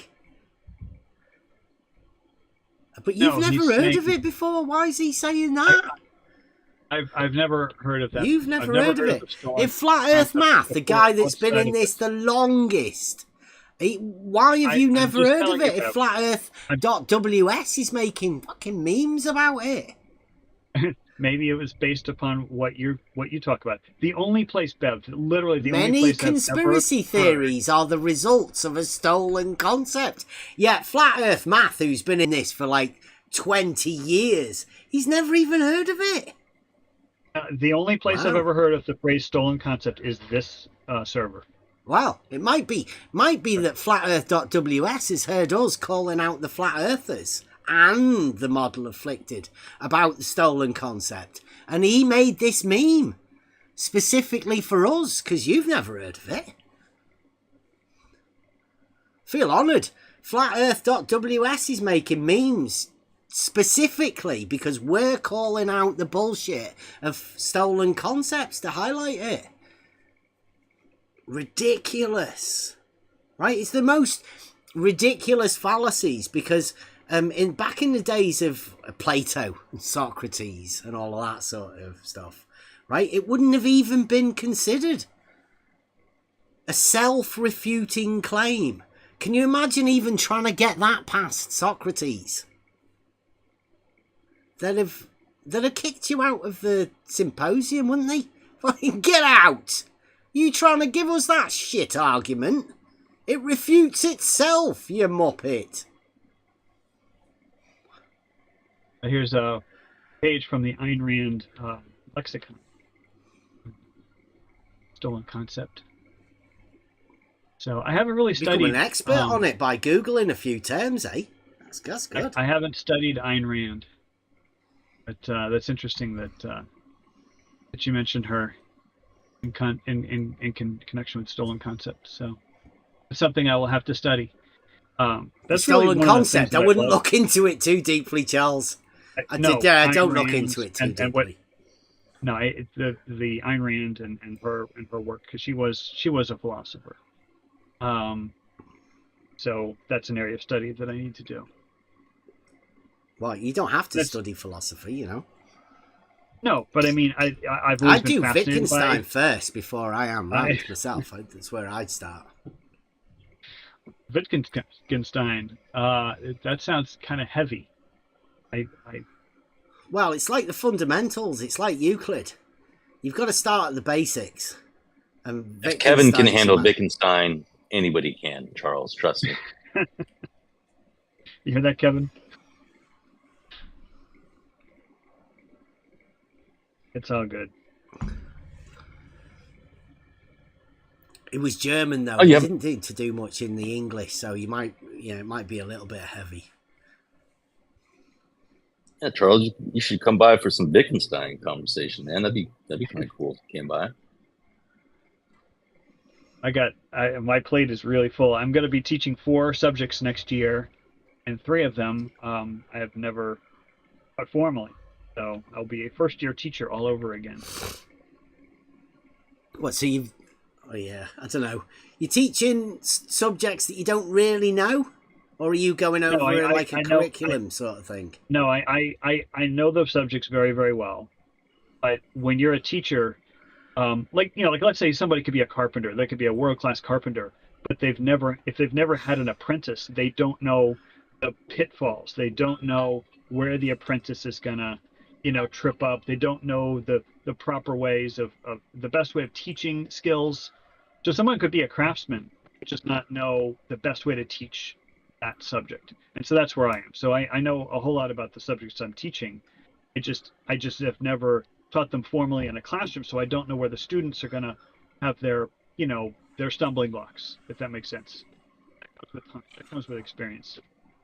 So yeah, I would say that's a sign of the times as well, though. I mean, that's forever changing, surely, because when we were at school, it's different than what you go through right now. I know you're an adult and you're going over it, but looking back to that young age, right? The times have changed, haven't they? I'm sorry, I had to click off because there was somebody at the door. What was the very last thing you said? I said times have changed, definitely, from when we, as a child, acknowledged what we thought school was to what it is now. To put yourself in that child of 2024, in the school of 2024. It's different than the school of 1980, 1990. Yeah, I'd agree. And the thing that I really try to teach my students is critical thinking above all else. Because one of the things that happens in school is there are non-transferable skills and there are transferable skills. So a non-transferable skill would be, like constructing a geometric proof, using Euclidean geometry, where it's like, you walk out, it's not going to help you pump your gas, right? It's going to be very helpful if you go and you study geometry or you study mathematics, right? You go deeper with it, but it's not a transferable skill. Yes. Whereas Charles. critical thinking. Wait a minute. How much critical thinking have you given this, Charles?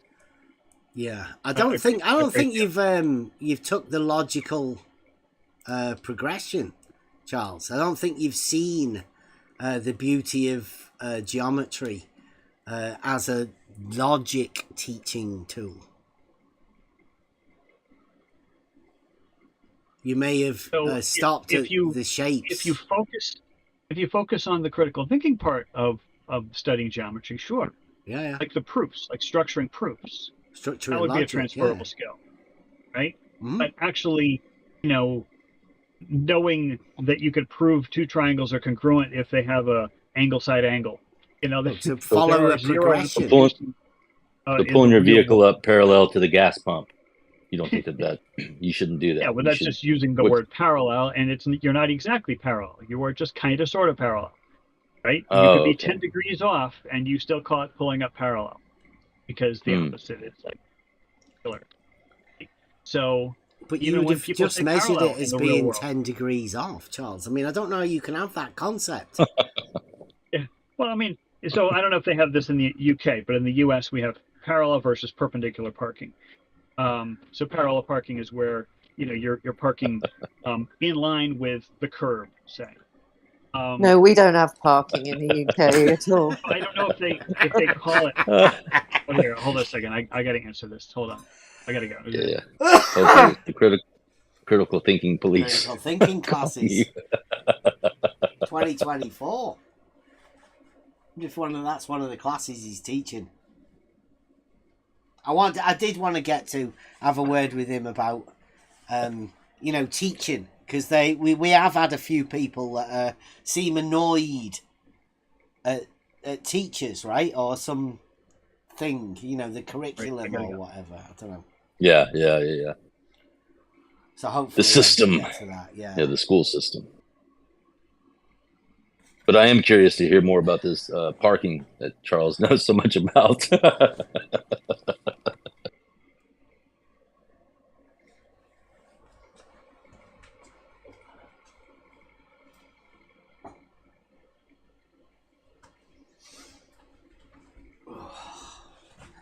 Just so we're clear, though, you are familiar with parking, though, Beth, correct? I have parked the art of it, I few should say. times. Yes. Yeah. Okay. Just making sure. I was wondering whether the parallel parking would be parking alongside the curb, and the perpendicular parking would be like reversing up your drive, as opposed to parking outside the front of your house.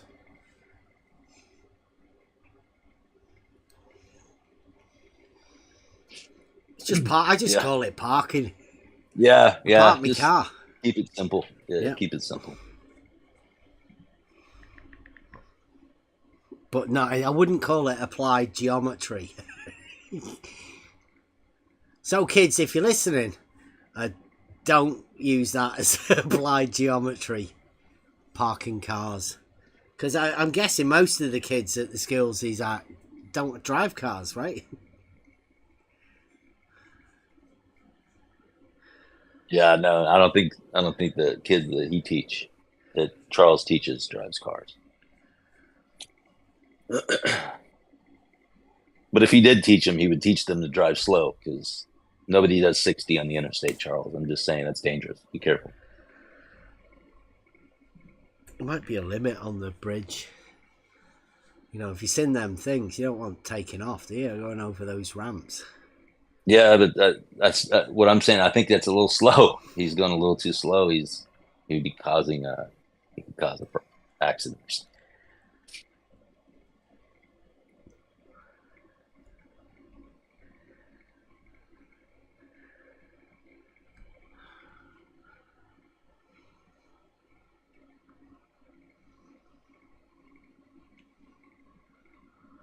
All right, we've got somebody. Oh, another. There's a new account in the chat.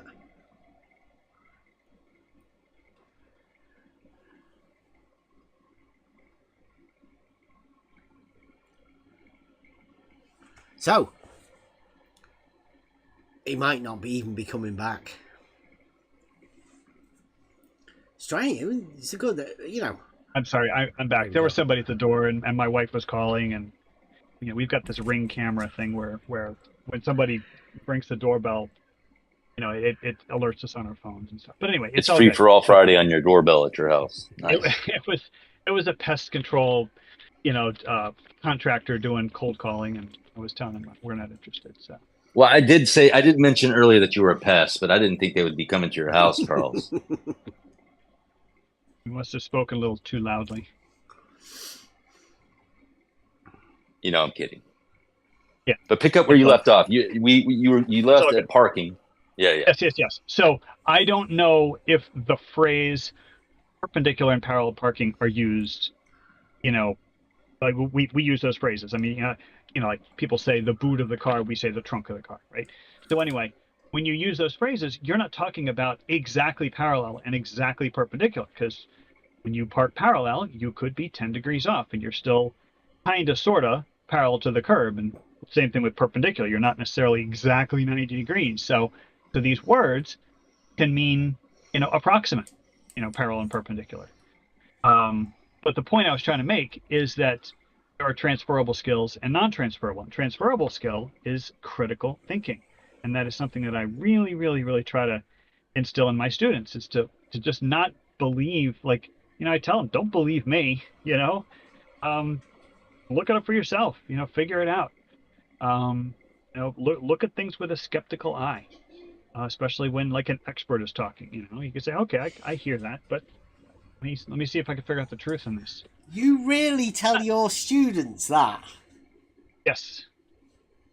Oh, absolutely. And another thing is, I also tell my students that I will never ever lie to them, but I acknowledge that adults lie to them all the time, including school administrators. Right. So, like, that dude that we did a video about, I forget his name now. He's the chair of a mathematical, university, right? Yes. And he says that we were lied to in school when you teach. He was making a joke. Straight line. Well, that wasn't a joke. That's what he was talking about. He was making a joke. No, it's the same way that McToon can say that the plane curves. He said that the straight line's a lie. McToon was making an analogy, which, if you don't even acknowledge that spherical geometry exists, then you don't understand the analogy. And if you don't know about, extending geometry to non-Euclidean methods, then when someone says, "Oh, we've been lied to," and like it's a joke to people who actually know that geometry didn't stop with Euclid. People developed other geometries beyond and building upon Euclid's foundation. And they call them non-Euclidean geometries. So but in bending the plane, you get rid of the straight. So, like, that's what I say. It's an analogy. So technically, you can call it a geodesic, right? Well, geodesics in Euclidean space are straight, but you're getting rid of straight. In non-Euclidean space, right? What? That's the question. What about geodesics in non-Euclidean space? Yeah, but in Euclidean space, they are straight. Okay, you just changed the subject. What about non-Euclidean space? Well, they can't be straight. That's the thing. And we're talking about the word they can't be the geodesic. same thing if they're different. Okay, that's what you have to get a grip on. Non-Euclidean space, so it's not the same thing. Yeah, but in reality, that's Euclidean space, is it not? No, it's not. No, okay, so there is no such thing to you, flat earth math, as a straight. I never said that. Yes, you did. You've just said it. In non-Euclidean space, you cannot have something that is a Euclidean straight line. Okay. Right? So what is straight flat earth math? To flat earth math, the teacher, what is straight? Well, I'm going to ask you what geometry are you talking about? Now I'm saying, Charles, in reality, Euclidean 3D space, straight is as it defined within Euclid. Well, but take out the word That's what real I'm world, saying. Right now, I'm asking you, flat earth math, what is your definition of straight, since you don't believe the same as I do in Euclidean space, reality.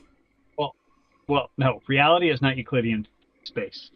Right? You can use Euclidean geometry to describe reality. You could also use non-Euclidean geometry to describe reality. Right? So reality is not Euclidean. Okay? Euclidean geometry is just a mathematical construct, as is non-Euclidean geometry.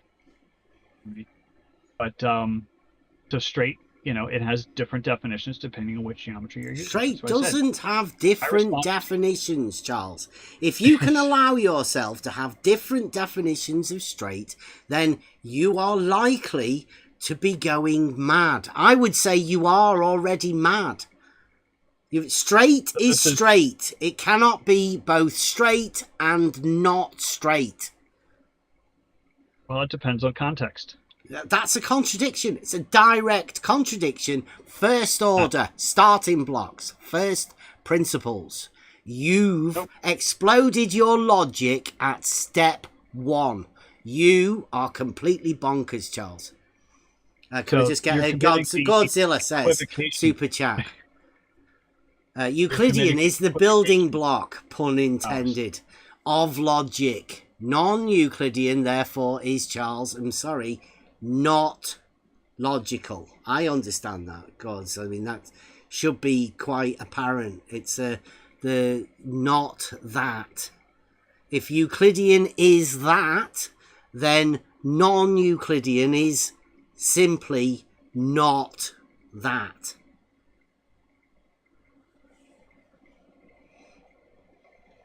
But since you don't know what straight is, Charles, you think you can define straight into being something, whatever you imagine? No, I just simply asked for context. Of straight? Are you mad? No, I'm not.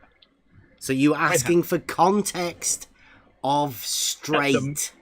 Yes, the word has different meanings depending on what context you are in. It literally does not, Charles.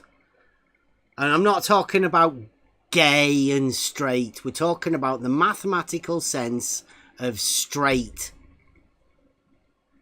So, in the real world, we can say that this bridge is straight, right? Because on a map, it is a ruler straight line across the map of Lake Pontchartrain. But in reality, it's a curved bridge that follows the curvature of the Earth. Well, right? So I just used it's the word straight because it's on the map, and the map is a plan view, and they built it from one point to another. It's straight, Charles. Yes, so in the map view, that is a straight line drawn across the map of Lake Pontchartrain. Yes. But in reality, it follows the curvature of the Earth. What curvature? So I just used the word the curvature of the Earth. What curvature? As shown in the photo. It's a stacked photo. I just used the word. There's 500 different photos there, Charles. I don't know about 500 different photos. Yes, that's a stacked image. Do you understand photography? Well, astrophotography uses stacked images. I've never heard of somebody shooting something through a telephoto lens and stacking it. Really? Well, you best ask Soundly then, because that's what he claimed. Is that the one with his signature on it? Yeah, it's got a signature on it because he stacked all of those images on top of each other to get that image that you're seeing right there.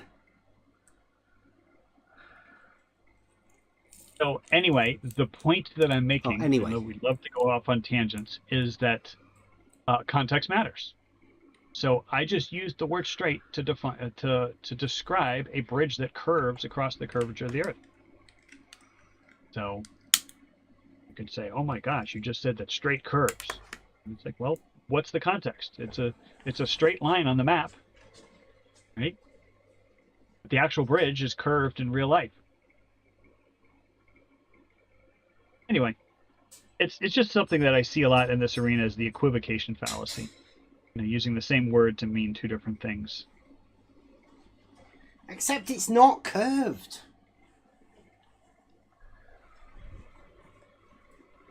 At all. It's a constant elevation. Apart Yes, from it's the level. rises and falls, where Right. So the the majority of banks that bridge go is under. level. That is correct. The surface of the water is also level. Mm-hmm. That is correct. Yep. Are you familiar with Archimedes? Yes. About 2,200 years ago, he wrote a book called On Floating Bodies, which is the standard by which buoyancy in ships and all that hydraulics and hydrostatics is based. And Opposition 2 says that the surface of any fluid at rest is the surface of a sphere whose center is the same as that of the Earth.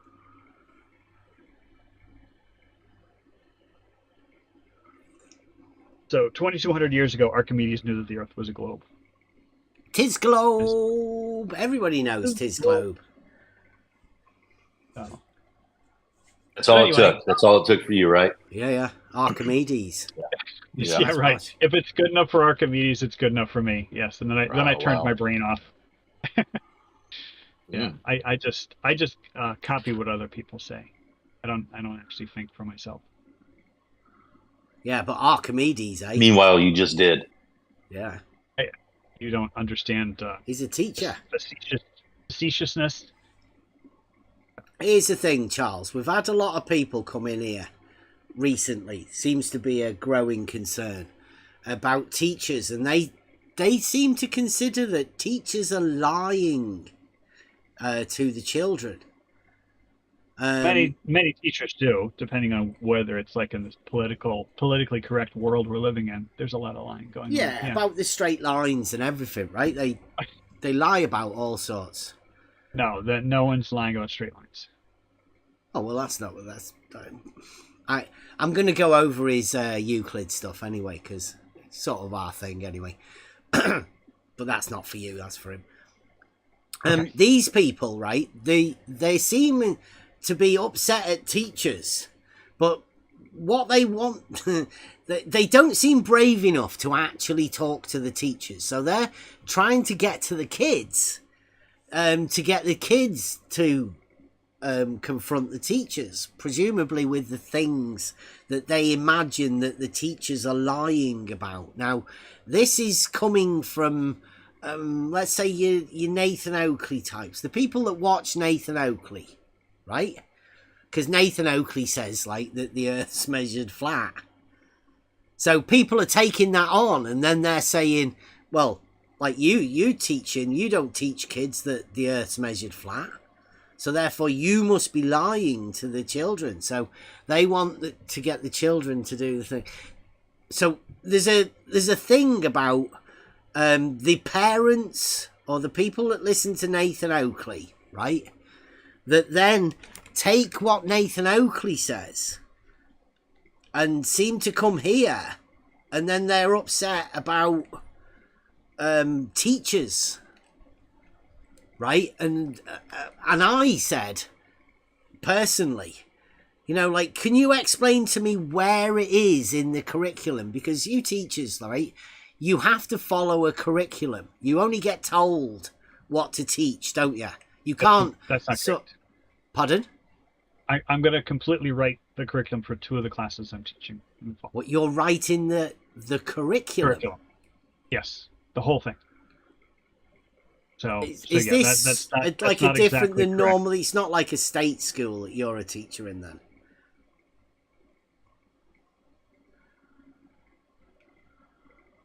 Because when I was... No, teachers have a lot of leeway. It depends on the Not the in the principal. UK, no. In the UK, you have to follow a strict lesson plan. Okay.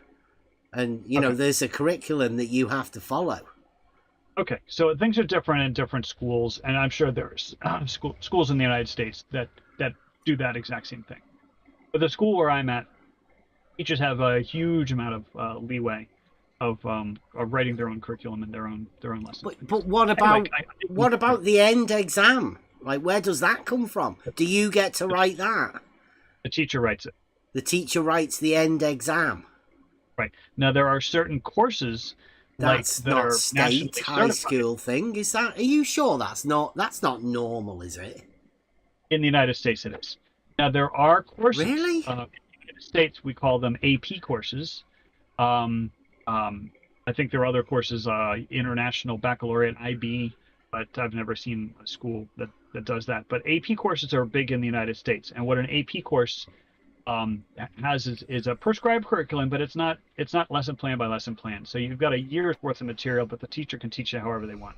And then at the very end of the school year, the teacher or the students sit for a very strict proctored 3-hour long exam that is given by that is written by the AP. Even the teacher doesn't have access to this exam. So that's very strict, and the curriculum is is pretty prescribed, although the teacher has leeway what to do day to day. But those are just AP courses. If it's not an AP course, teachers can teach. Teachers have great latitude. At least in the school where I've been, and in most of the schools where I've taught in the United States, and I've only taught in public schools. Wow, I think that's dangerous, that, Charles. To be honest, I mean, I'd be with the other people. I didn't think it was allowed. You've just tried to convince me that there's a context to straight, Charles, and now you're saying you're writing the curriculum. Yes. Wow. Well, also telling the children he wouldn't lie to them. I've never lied to anyone. In an educational setting or in the flat earth, Glowworth debate setting. I've never lied to anyone. That might be because you've the time. got no logical structure to govern a contradiction, Charles. You have no possible way of deriving what a truth is. It might be how he defines what a lie is, possibly. So when you say I've made a contradiction, every single time that's happened, it's because you did not understand what I was actually saying. No, Charles, you're trying to put context to a straight, to redefine it somehow, so you can make it not straight. No, that's that you're using the equivocation fallacy. Well, why is there having to be a context to straight? Surely everybody understands what straight is without having to put it in context. If someone's in the UK and you say, "What's a boot?" Well, the person could say, if the context is footwear, a boot is, something a cowboy wears. Talking about straight, Charles. But if the context is auto body, boot means the trunk of the car where you can store luggage. So we're not redefining the word boot. It just simply means two different things depending on context. So straight you don't say boot is more fundamental than a boot. Well, and what's it with you? Like you and Brenda, boots and shoes. Foot fetish. Italy looks like a boot.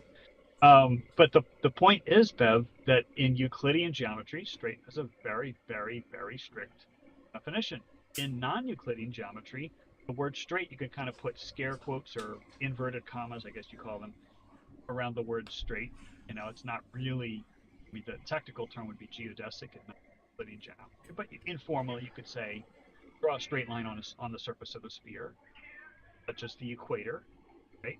That's a straight line on the surface of a sphere, because the context is non-Euclidean geometry. Circle isn't a straight line, though, Charles. Like it does. That leads you to contradictions, Charles. No, only if you leave out the context. Yeah, the context would be pi and the relationship between the straight and the curved in reality. If you want to try and get rid of that within some sort of concept that the circle is the straight, then you're going to be dealing with contradictions. Because the circle already is a Euclidean. You're using the equivocation fallacy. No, that's not me, Charles.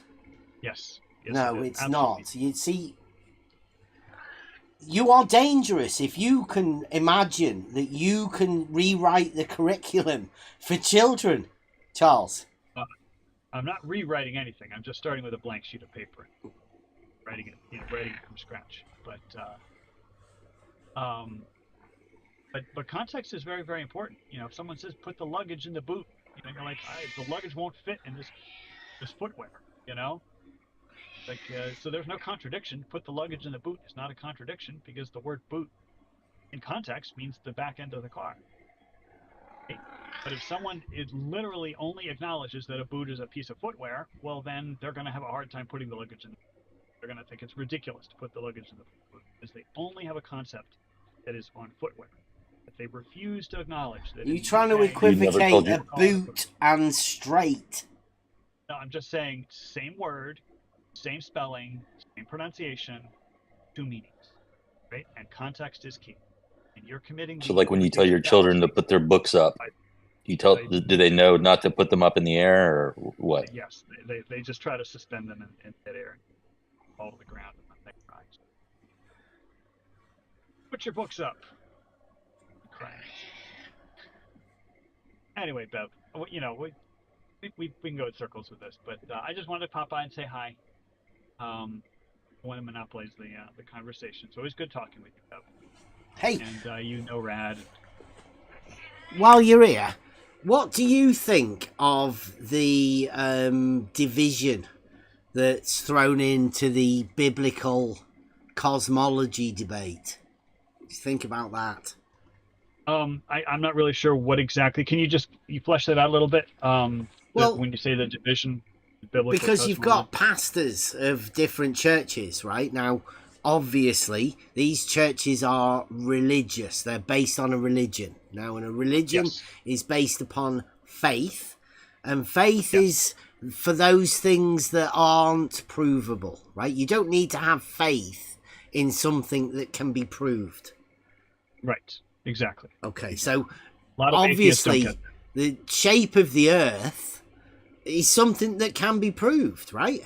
Yes. Okay, yes. Hence so my analogy it doesn't belong within a religious debate, does it? You don't need to be pitting these faiths against each other through something that is highly divisive, right? This flat versus globe, false dichotomy, as Nathan Oakley says. It's obviously going to cause division. Now, is that division something that you think is wise within a religious? Yeah, well, it's just a matter of there are a lot of flat earthers who have been convinced that the Bible is a flat earth book, and it is not. And again, using the equivocation fallacy, using the words found in the Bible that have been translated and retranslated. In a similar way, though, right? It's not a globe book either, is it? Right. It is. Right. Exactly. It is. And that's why I say the Bible. The Bible is to describe, God's power and majesty, and to give guidelines for human behavior. If you could want to say it in one sentence, right? Power of God and how humans should behave. Right. And I believe, if people behave more like disciples of Christ, then the world would be a better place. But it is not a flat earth book. It's not a globe earth book. It's not a science book. It's not a science textbook. It's not a geology book. So, yeah.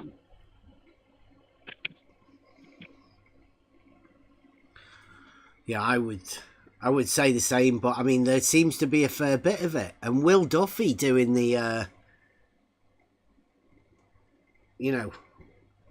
I think that's part of it as too.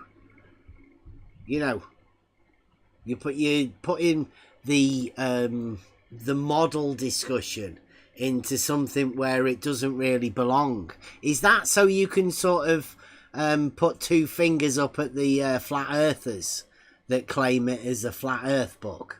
Do you think that's why he's doing it? No, the thing is, I think Will Duffy, it just wants people to know the truth, and so that less time is going to be wasted on, debating something that is factually one thing or another thing.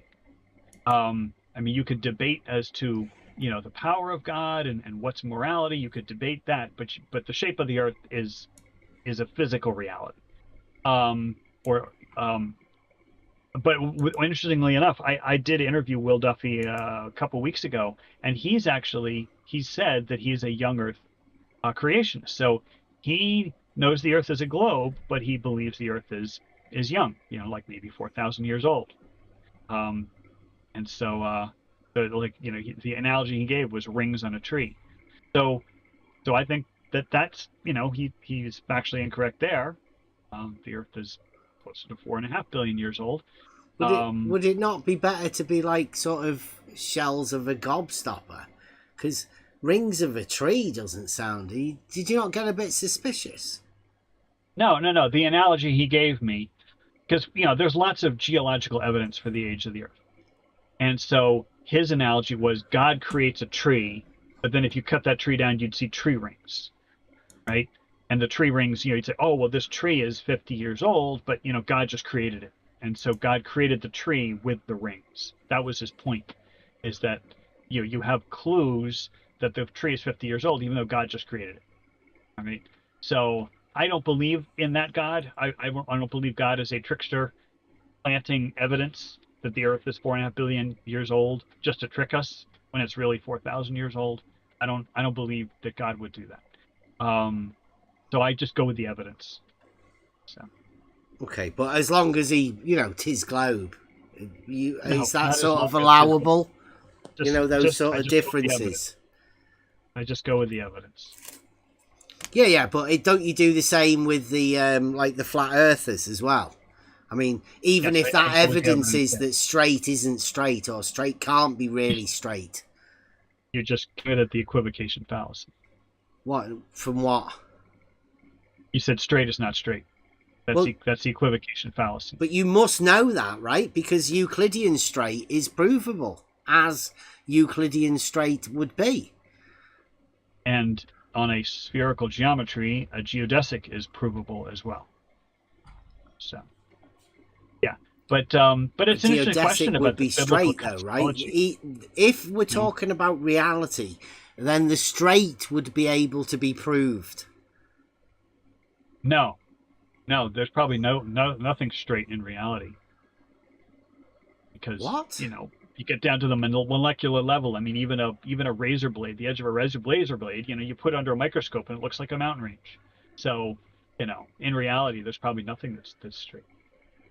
Oh, so you But, don't but believe it's that a interesting proof question. for straight would be possible within reality? Mathematically, yes. In reality, proofs they're much harder to come by. So that's why I say I go with the evidence. So it's like I can't prove the Earth is a globe, but I have evidence that the Earth is a globe. Okay, well, we have proof of globe and Yeah. proof of Globe. the There's straight globe. line. Yeah, we have proof of the straight line as well. Sure, a geometric proof, mathematical proof. No, You have all sorts of yeah, proofs in proof math. of, obviously, geometric, because there's no other sort of proofs, right? It's a logical proof that has a logical structure to it, that just like a proof would be, except you can apply that to reality and place that proof giving system into reality to prove that the straight line can exist within reality, within a plane, just as Euclid No, you can't described. No, you can't do that. Not Yeah, in of course reality. you can. You can make an application, just like what I was saying with parallel parking. You can use the What are word you saying? You parallel, can't but do you don't it? mean mathematically so negative, exactly Charles. perfectly. Well, I'm not negative. I'm just trying to say, in reality, there's gray edges around things. It's either a 1 or a 0. It's binary. Yeah, Right? yeah. Either true or false. But in reality, you've got, a razor blade under a microscope looks like a mountain range. So you thought the blade was perfectly straight, and it turns out it's got a bunch of metal ridges. So in reality, you kind of say things with a plus or minus, with a error, uncertainty bars. But it's an interesting question about the biblical cosmology, because even among Christians, you can have young Earth Christians, and then you can have Big Bang Christians. So. And what about the But I ones was that have moving planets? I think most Christians outside of the flat Earth community, most Christians are heliocentric, globers, but some of them believe that God just created everything 4,000 years ago, and he created those rings on the tree. So I was kind of surprised to find. What about those that believe that Earth used to be somewhere else and it got moved? Yeah, that's an interesting one. Well, I mean, and there's also theories about where the moon came from, where the moon whether it came from inside the Earth because there was a big meteorite collision. Yeah, there's all sorts of interesting stuff out there. Yeah, people, because it's a faith-based system, right? People can believe what they want, can't they? Because it's all about the faith. Yes. Really, and the other thing it's is not about the actual reality or proofs or anything about this. Yes, These religions are based on faith. Yes. And the thing is, they're all also books of scripture. I don't know of any faith that doesn't have books of scripture. So, in the case of the Bible, the scriptures are thousands of years old and have been translated from other languages, and so you've got issues there. So Yeah. And that other recent one. I'm sorry. With like a recent Joseph, translation. What's he called? Yeah, the newest religion. Oh, Scientology would be the I suppose, that's not really that's a kind of but when my wife and I did a road trip with our kids down to Houston, Texas to see my wife's brother, and we visited the NASA Space Center, and so they have an actual Saturn V rocket that's the model that was used in the Apollo missions, and it was one that was going to be used for either Apollo 18, 19, or 20, which never flew. I think they ended at Apollo 17. But man, this rocket, like standing next to it, this thing is the size of a skyscraper. It is just insane. The hardware. So I was really quite impressed by the Saturn V.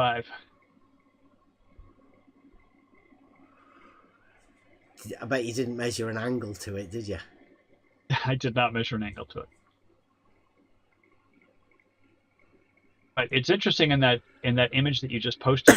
If you take a look at segments, 1, 2, 3, 4, 5, 6, 7, and 8, they appear to be the same length.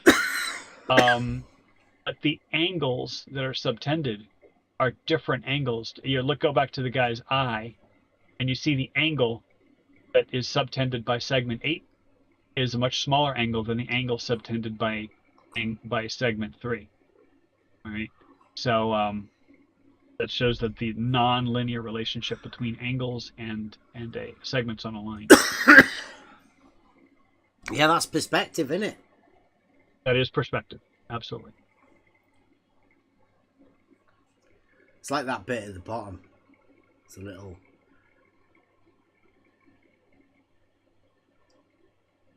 But yeah, perspective is a fun study, especially if you're like an artist or if you're trying to draw something that's made of lines and solids, like a cityscape. I had fun when I was a kid. Once I learned about perspective, and it's like 1 point, 2 point, 3 point perspective. It's just to draw like a cityscape, like you're on the top of a building looking down at the buildings, and the buildings kind of look like they're disappearing into a vanishing point. Yeah, I think that's what I was telling Rachie last week. I said that, projective and perspective geometry is entirely Euclidean.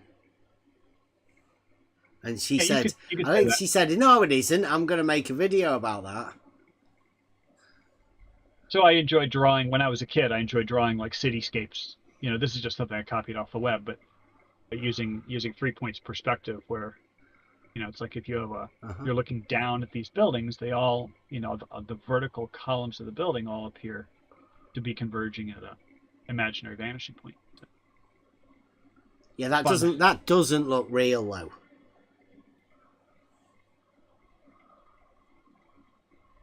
And, 3 points. There's another version. Yeah, you don't really get Captain Caveman. It's curving into a ball. Yeah, there's a good guy on Twitter. Marcus, I think he goes by.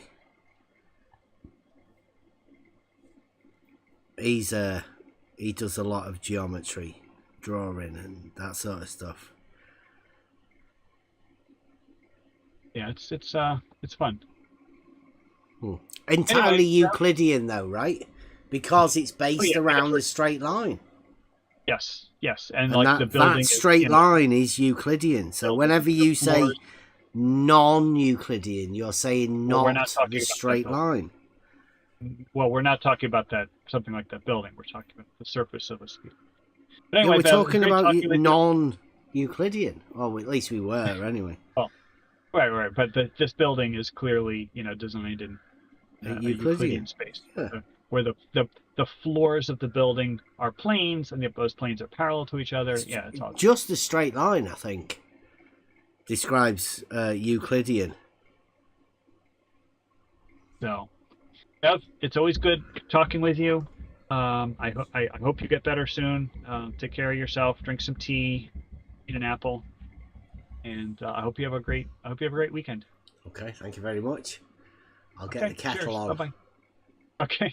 All right. Bye bye. Thanks again. Bye. Thanks for the health advice. Thank you.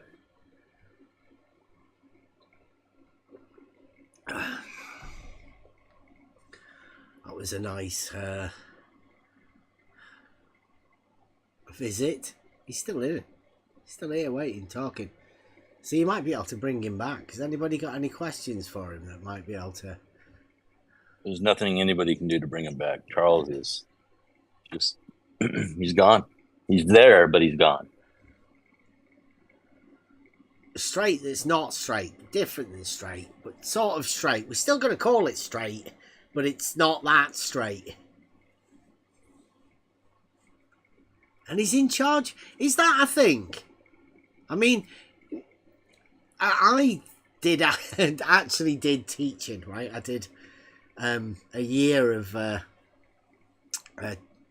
teacher training, but having already the qualification, right? And you go into it just to get the training to be able to teach. And yeah, you completely stuck to a curriculum. It was so much so that, I realised it wasn't the sort of teaching that I imagined, right? The teaching that I imagined is what Charles was talking about. You're allowed to teach them whatever you want. But, I mean, that's ridiculous because the end exams, they come from the state. They have to be governed. But he says that the teachers write them too.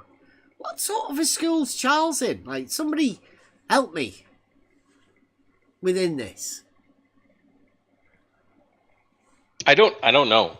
Like I have some teaching experience as well, but with adults. So it was always had to be structured, and it had to be what you knew to be true, to be correct, not a belief. Like you had to know it, because I taught equipment, like fixing of equipment to adults who would then go out and teach other people to fix the equipment, right?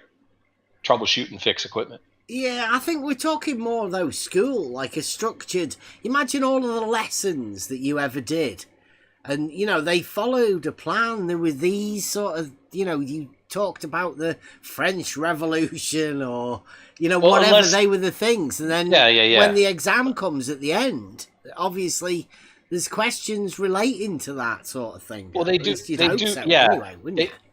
Yes, unless Charles is not in a school that's covered by state sanctioned. In other words, where the kids are going to have a state education sanctioned, state sanctioned education, then I guess they could teach whatever the heck they want, right? But it still has to adhere to some level of government. Whatever the government says that needs to be taught. It's just maybe he's saying that they get to draft their own tests, but still adhere to some sort of structure or something like that. I don't know. Yeah, I mean, I honestly thought that, because I've been talking to the people that have been coming round here, and I've been, can you show me in the curriculum where they're lying to the kids within that? Because he was talking about globe, right? He said they're being taught globe at schools, and through my experience, right, nobody taught me anything about the globe. Nothing. There was literally nothing there when somebody said, you know, 'tis globe. There was no globe model there. So the only thing I could imagine was that it's what people imagine globe to be. Well, that's what I recall as well. But who knows? And even when my children were in school, but that was a while ago. Like, they had the pictures of the globe, and some of them had actual globes, kind that you put on a desk or whatever. But there's no teaching of the things that we hear in these Discord channels. Right, There's so none of that. if that's what the standard recall. curriculum would be, right, and that normal teachers were going through, then that's all well and good. But what we've just found out tonight is there's a guy who can write the curriculum and the tests for his students that has a complete bias towards a particular model, where he can have straight being within context of a ball. Yeah, I don't know, because I honestly, I wasn't listening to a lot of that. But if that's what he's saying, I would think, I thought he was teaching children. I'm not sure that children would understand that straight is not straight. Yeah, I'm not saying that he would teach that, but he says he has control over the curriculum of what these children get taught. Yet he's willing to come in here and talk to adults about the context of straight. That's got to be troubling to anybody listening in, right? If we're looking after our children at the minute, then it's not just from people with fucking knives, surely. It's got to be for people screwing the minds up. Well, yeah, I mean, and it's not just on things that Charles would be teaching, because I think anyone that's paid attention to anything on Twitter knows that some teachers, depending on the schools, can teach kids all sorts of things. They can teach. He said there is no proof of straight in reality, right? He said you can't have that. So the Realising Euclid test that we've done, he would have to say it's not. Yeah, we've heard that before, haven't we? But do you reckon Surely that's not surprising. So I know certain people, that's what I'm saying. Certain people, I can understand it. But certain people being in the position of a teacher to be able to do that.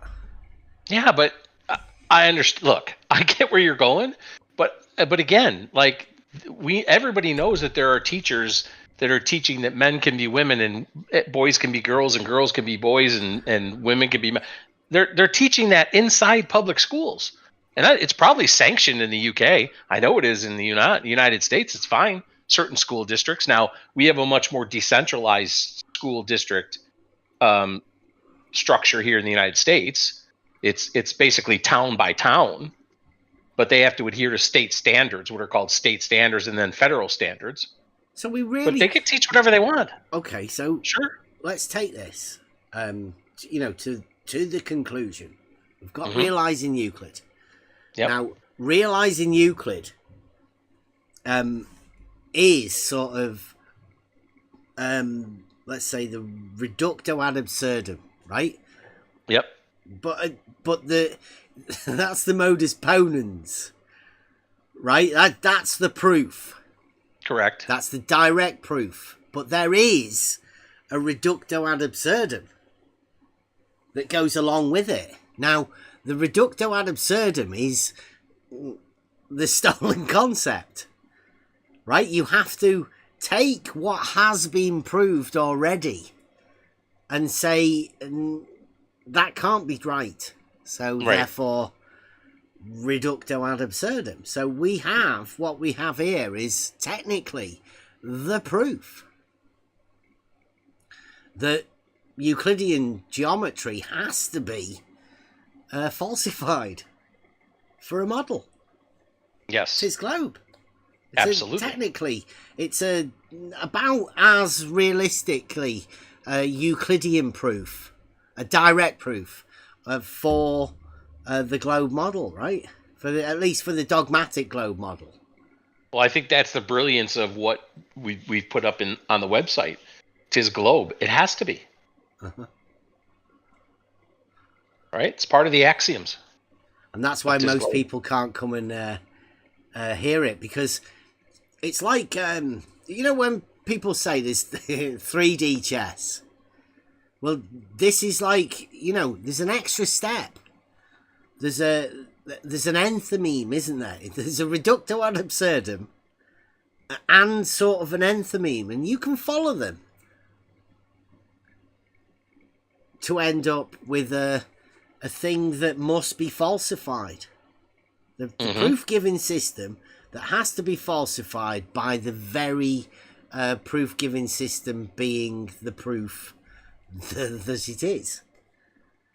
Yeah, I agree. And if you go back and look at history, like many of us have, you see that it's that what we call Euclidean geometry has been systematically dismantled. They started with the 12th axiom, right? And attempted to dismantle that. And now we've come to the point where straight isn't even straight anymore. You can't even get to the definition of straight and have an agreement on the definition of straight, and that can apply to reality. That's where we've come from, the time of getting rid of the 12th axiom and somehow playing with that in the late 1700s, right? Early 1800s, in that they sort time frame. of mentally put it back, but in word form. They've done a Wittgenstein with it. Yeah, Like, the exactly. word still exists, but what it stands for has been blurred a bit, like sort of made a little bit opaque. Yes, and then you had the people who discounted the structure of a circle, right? And we've seen that the circle is somehow is the circumference, is the circle, when clearly it's not. That's not what a circle is. That's not how a circle is structured. So that's gone, and now we find the straight's gone. Like, what's left?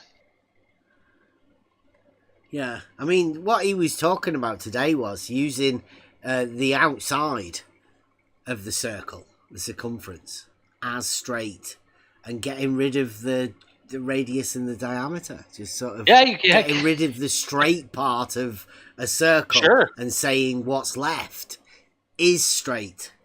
That's a stolen concept, right? Oh my God. He laughed at it at the beginning. Ridiculous. Using what makes the first thing to get rid of it and falsify it. It's sort of what they're doing. That's where they're at. That is where they're at. And this is why, for those that are still listening, this is why we say there will be madness. Because there's just nothing left. There must be madness. Yeah, I literally walked him through the stolen concept. Yeah, I heard that. Like, I did hear that part. Where they end up, because literally this proof of globe is a proof of the stolen concept, but the stolen concept has to be the starting axiom, right? You get all of your proofs all lined up, and then you say, because of that, not that. Yes. Yeah. 'Tis globe. It has to be. Has to be. All evidence is evidence of the not that. Mm-hmm. I don't think he actually answered about McToon lying about the plane, or did he sort of giving him an allowance for perhaps?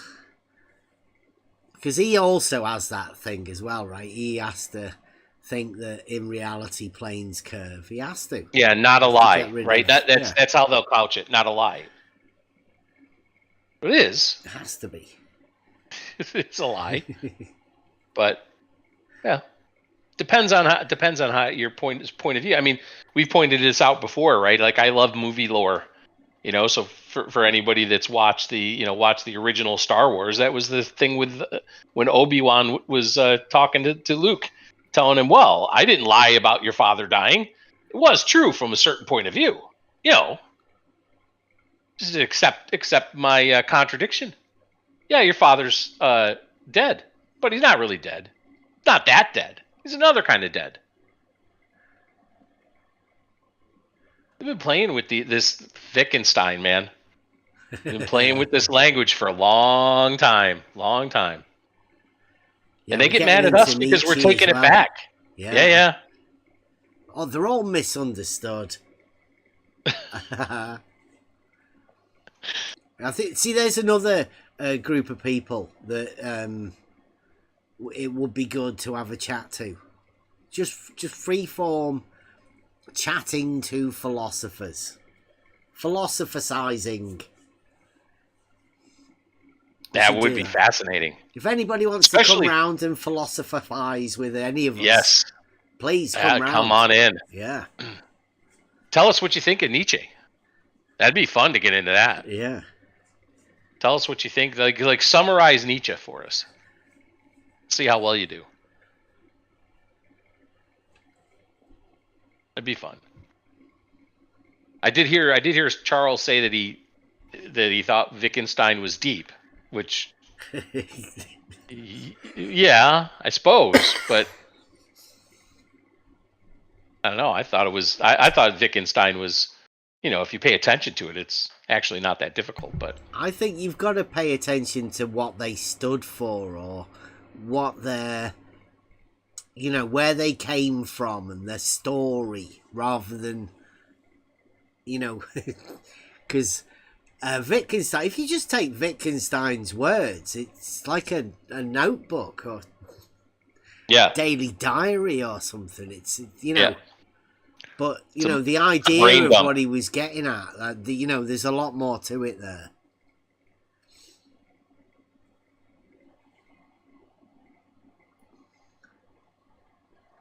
what is it? The limit of my language is the limit of my world. Yeah. Yeah, he had the idea of, like, words matter. It's worth taking the time to use words correctly, because they do mean quite a lot, I think. Yes, they can be used to provide clarity, and they can be used to deceive. And I would say far more the latter than the former.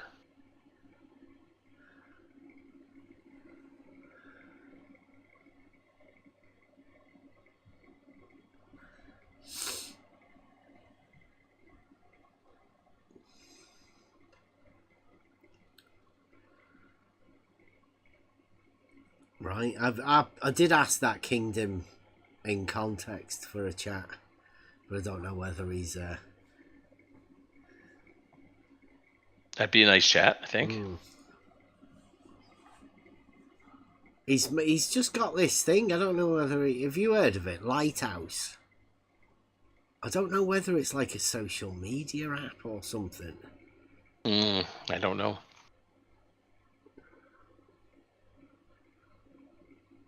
Maybe he might be trying to sell that sort of thing, so we might be able to get him on a tour if he's...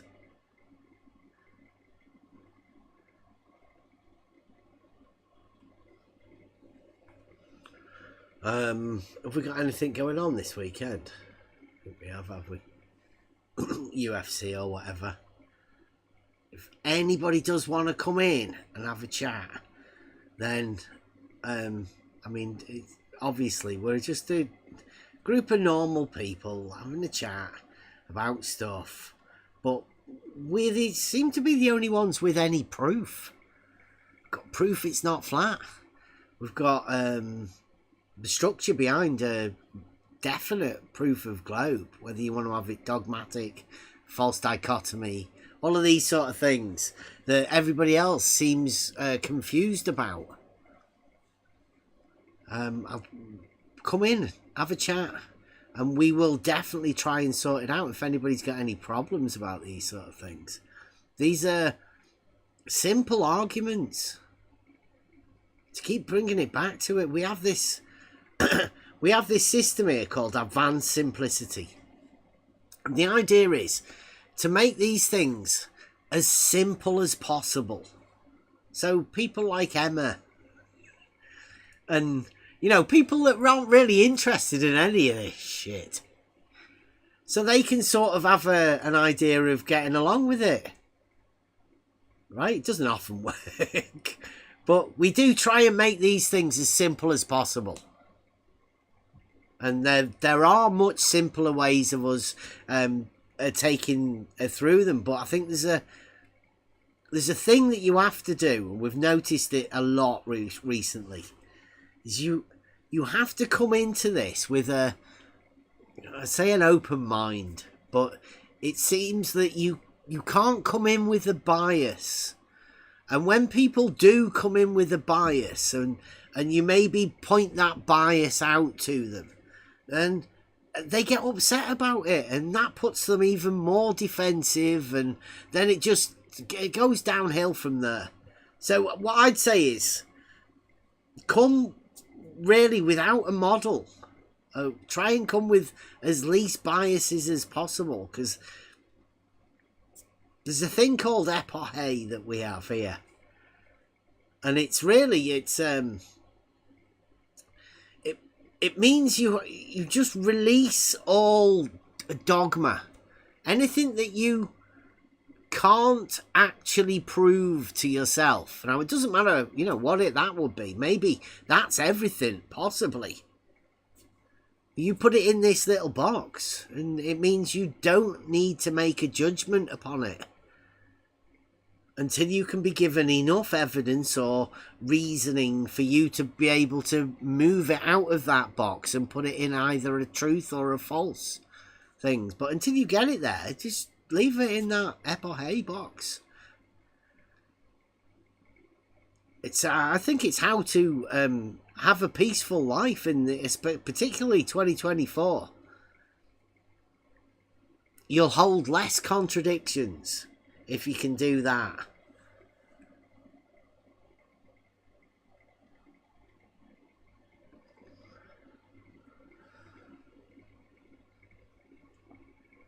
Right,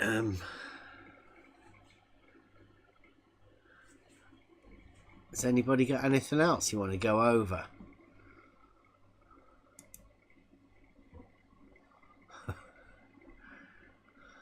Otherwise, I'm going to do the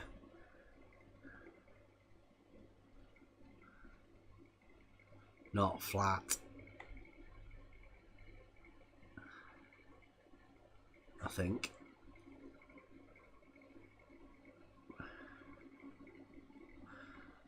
Quite a long play out.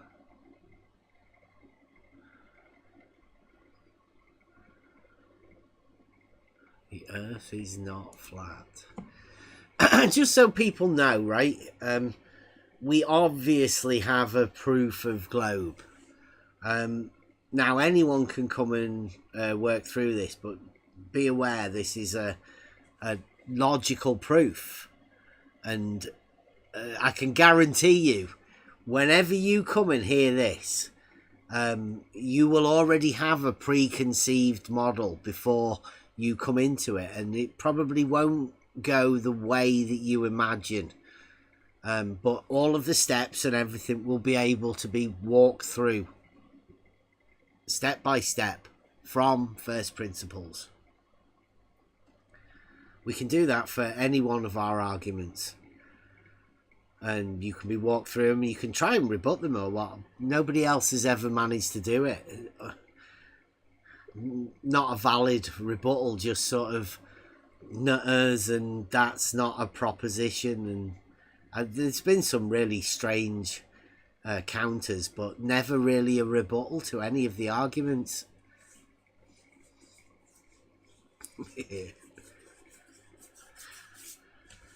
Anybody got any final words or anything? No? Okay. we'll go off.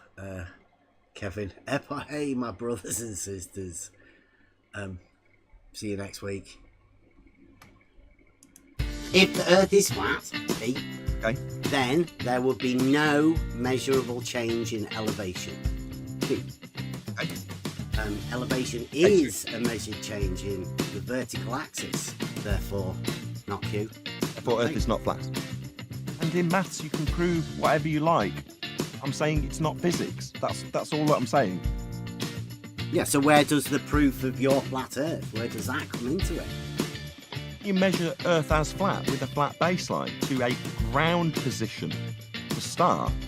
You can also prove a flat Earth by measuring angles. How useful for proving a flat Earth? It's a measurement of a flat Earth. Okay, measuring things is not scientific. Yes, that's correct. So what about the proof then, right? Does the proof of flat Earth that you have, does that lie within the bounds of science? I will get triggered now because this is dishonest prick.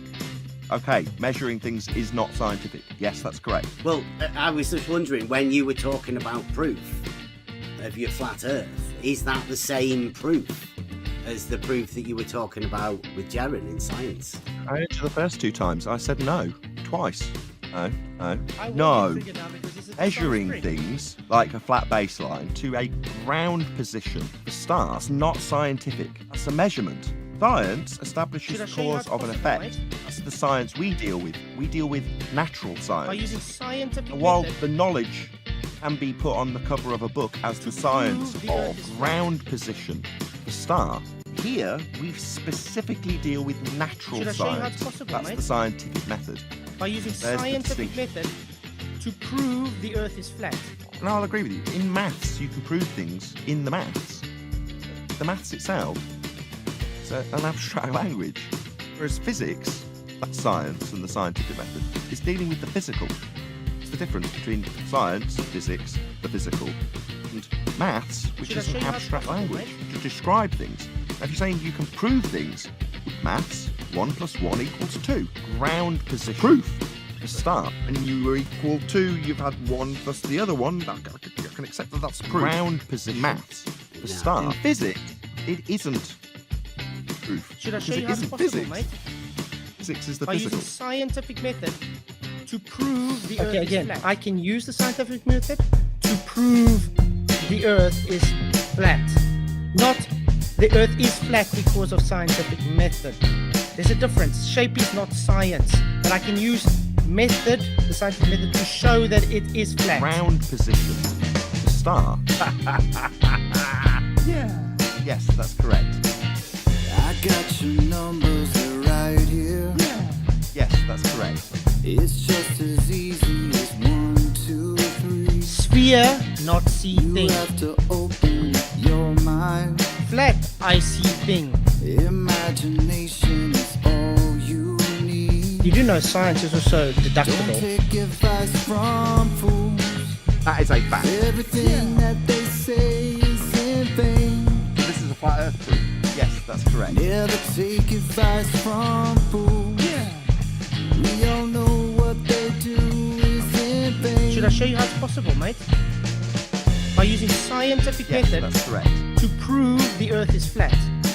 An Earth was proved to be flat by these measurements. So we would assert that that average is how average the level of level is. It's flat. There it is. That's how we use it. The deviation from that reference means it isn't flat. Everything is relative to you. I will get triggered now because this is dishonest You prick. just have to say Yes, it. that's correct. Generality. It's a what is. Just Go. like those straight lines are curving. Means it isn't flat. Yes, that's correct. Drive down the road, don't you ever. The elevation changes make the Earth not flat. Third, then, it's a stupid argument. So this is a flat Earth proof. Where all of this goes. Don't report to FED or no one. I am my own person. I am my own person. Yes, that's correct. Everything that they say is in By using scientific method to prove the Earth is flat. Never take advice from fools. To prove the Earth is flat. That they do is in vain. Don't report to FED or no one. I am my own person. What's your observed phenomenon for a flat Earth? Did I say flat Earth was my observed phenomena, or did I say I can use scientific method to prove it's flat? Okay, what's your observed phenomena to prove that it's flat? I see too far. How's that? I know the game that you're playing, You want to know, JC?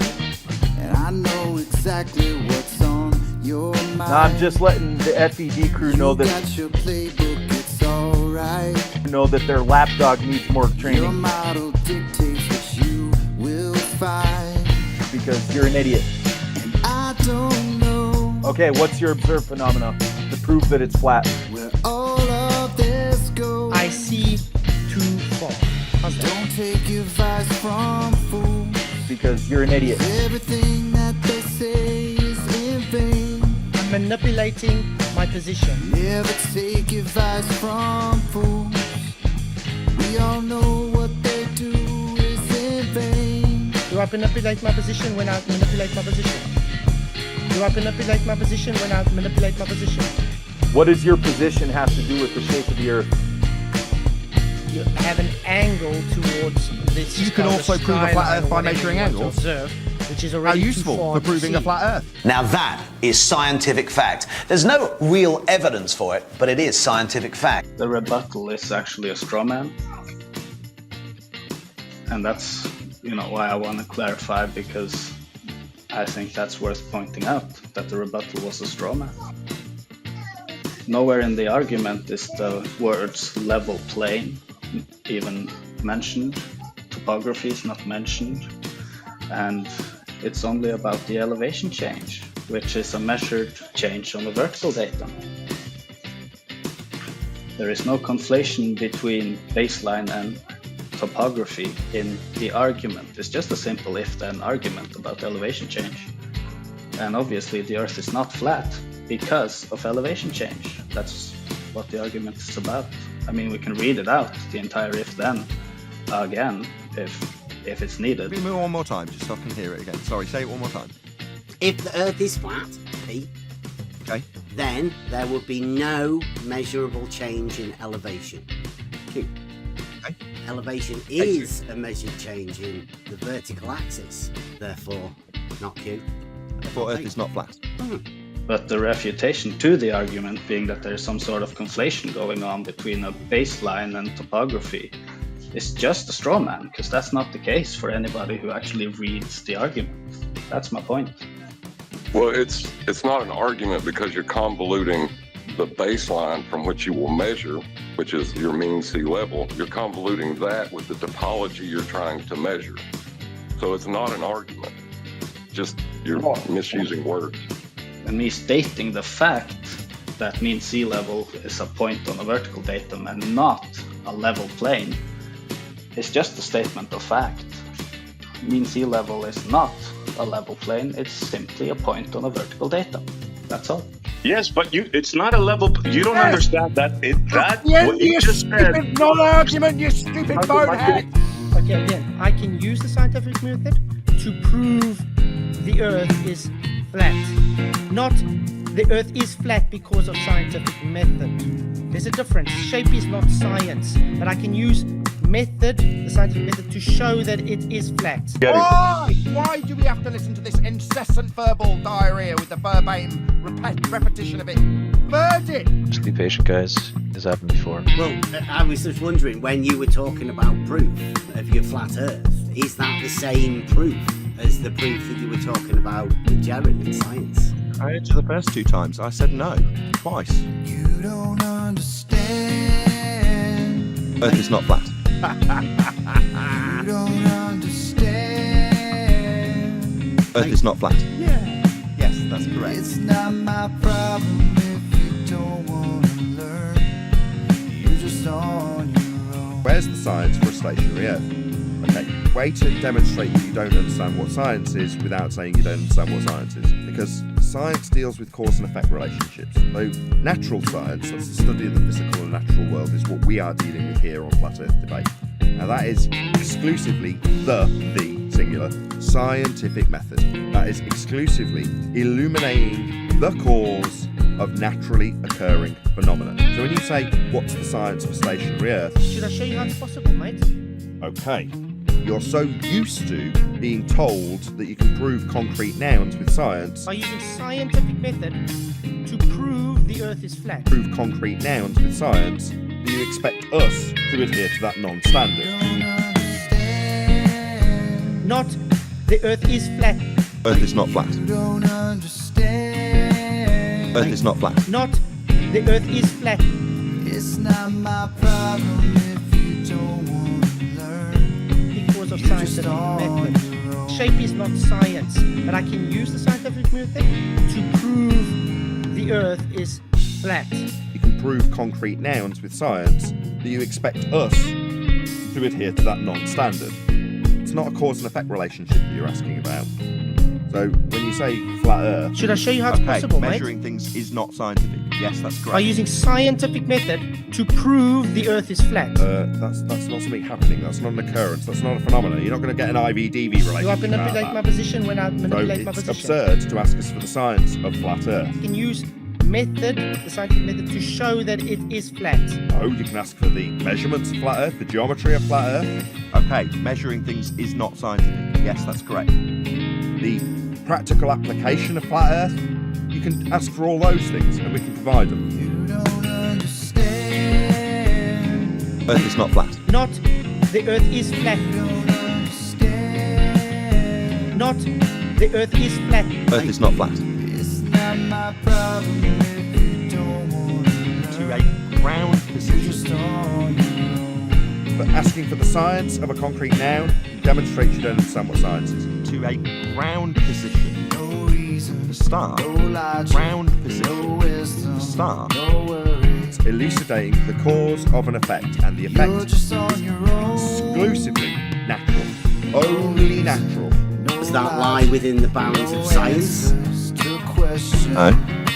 Ground position.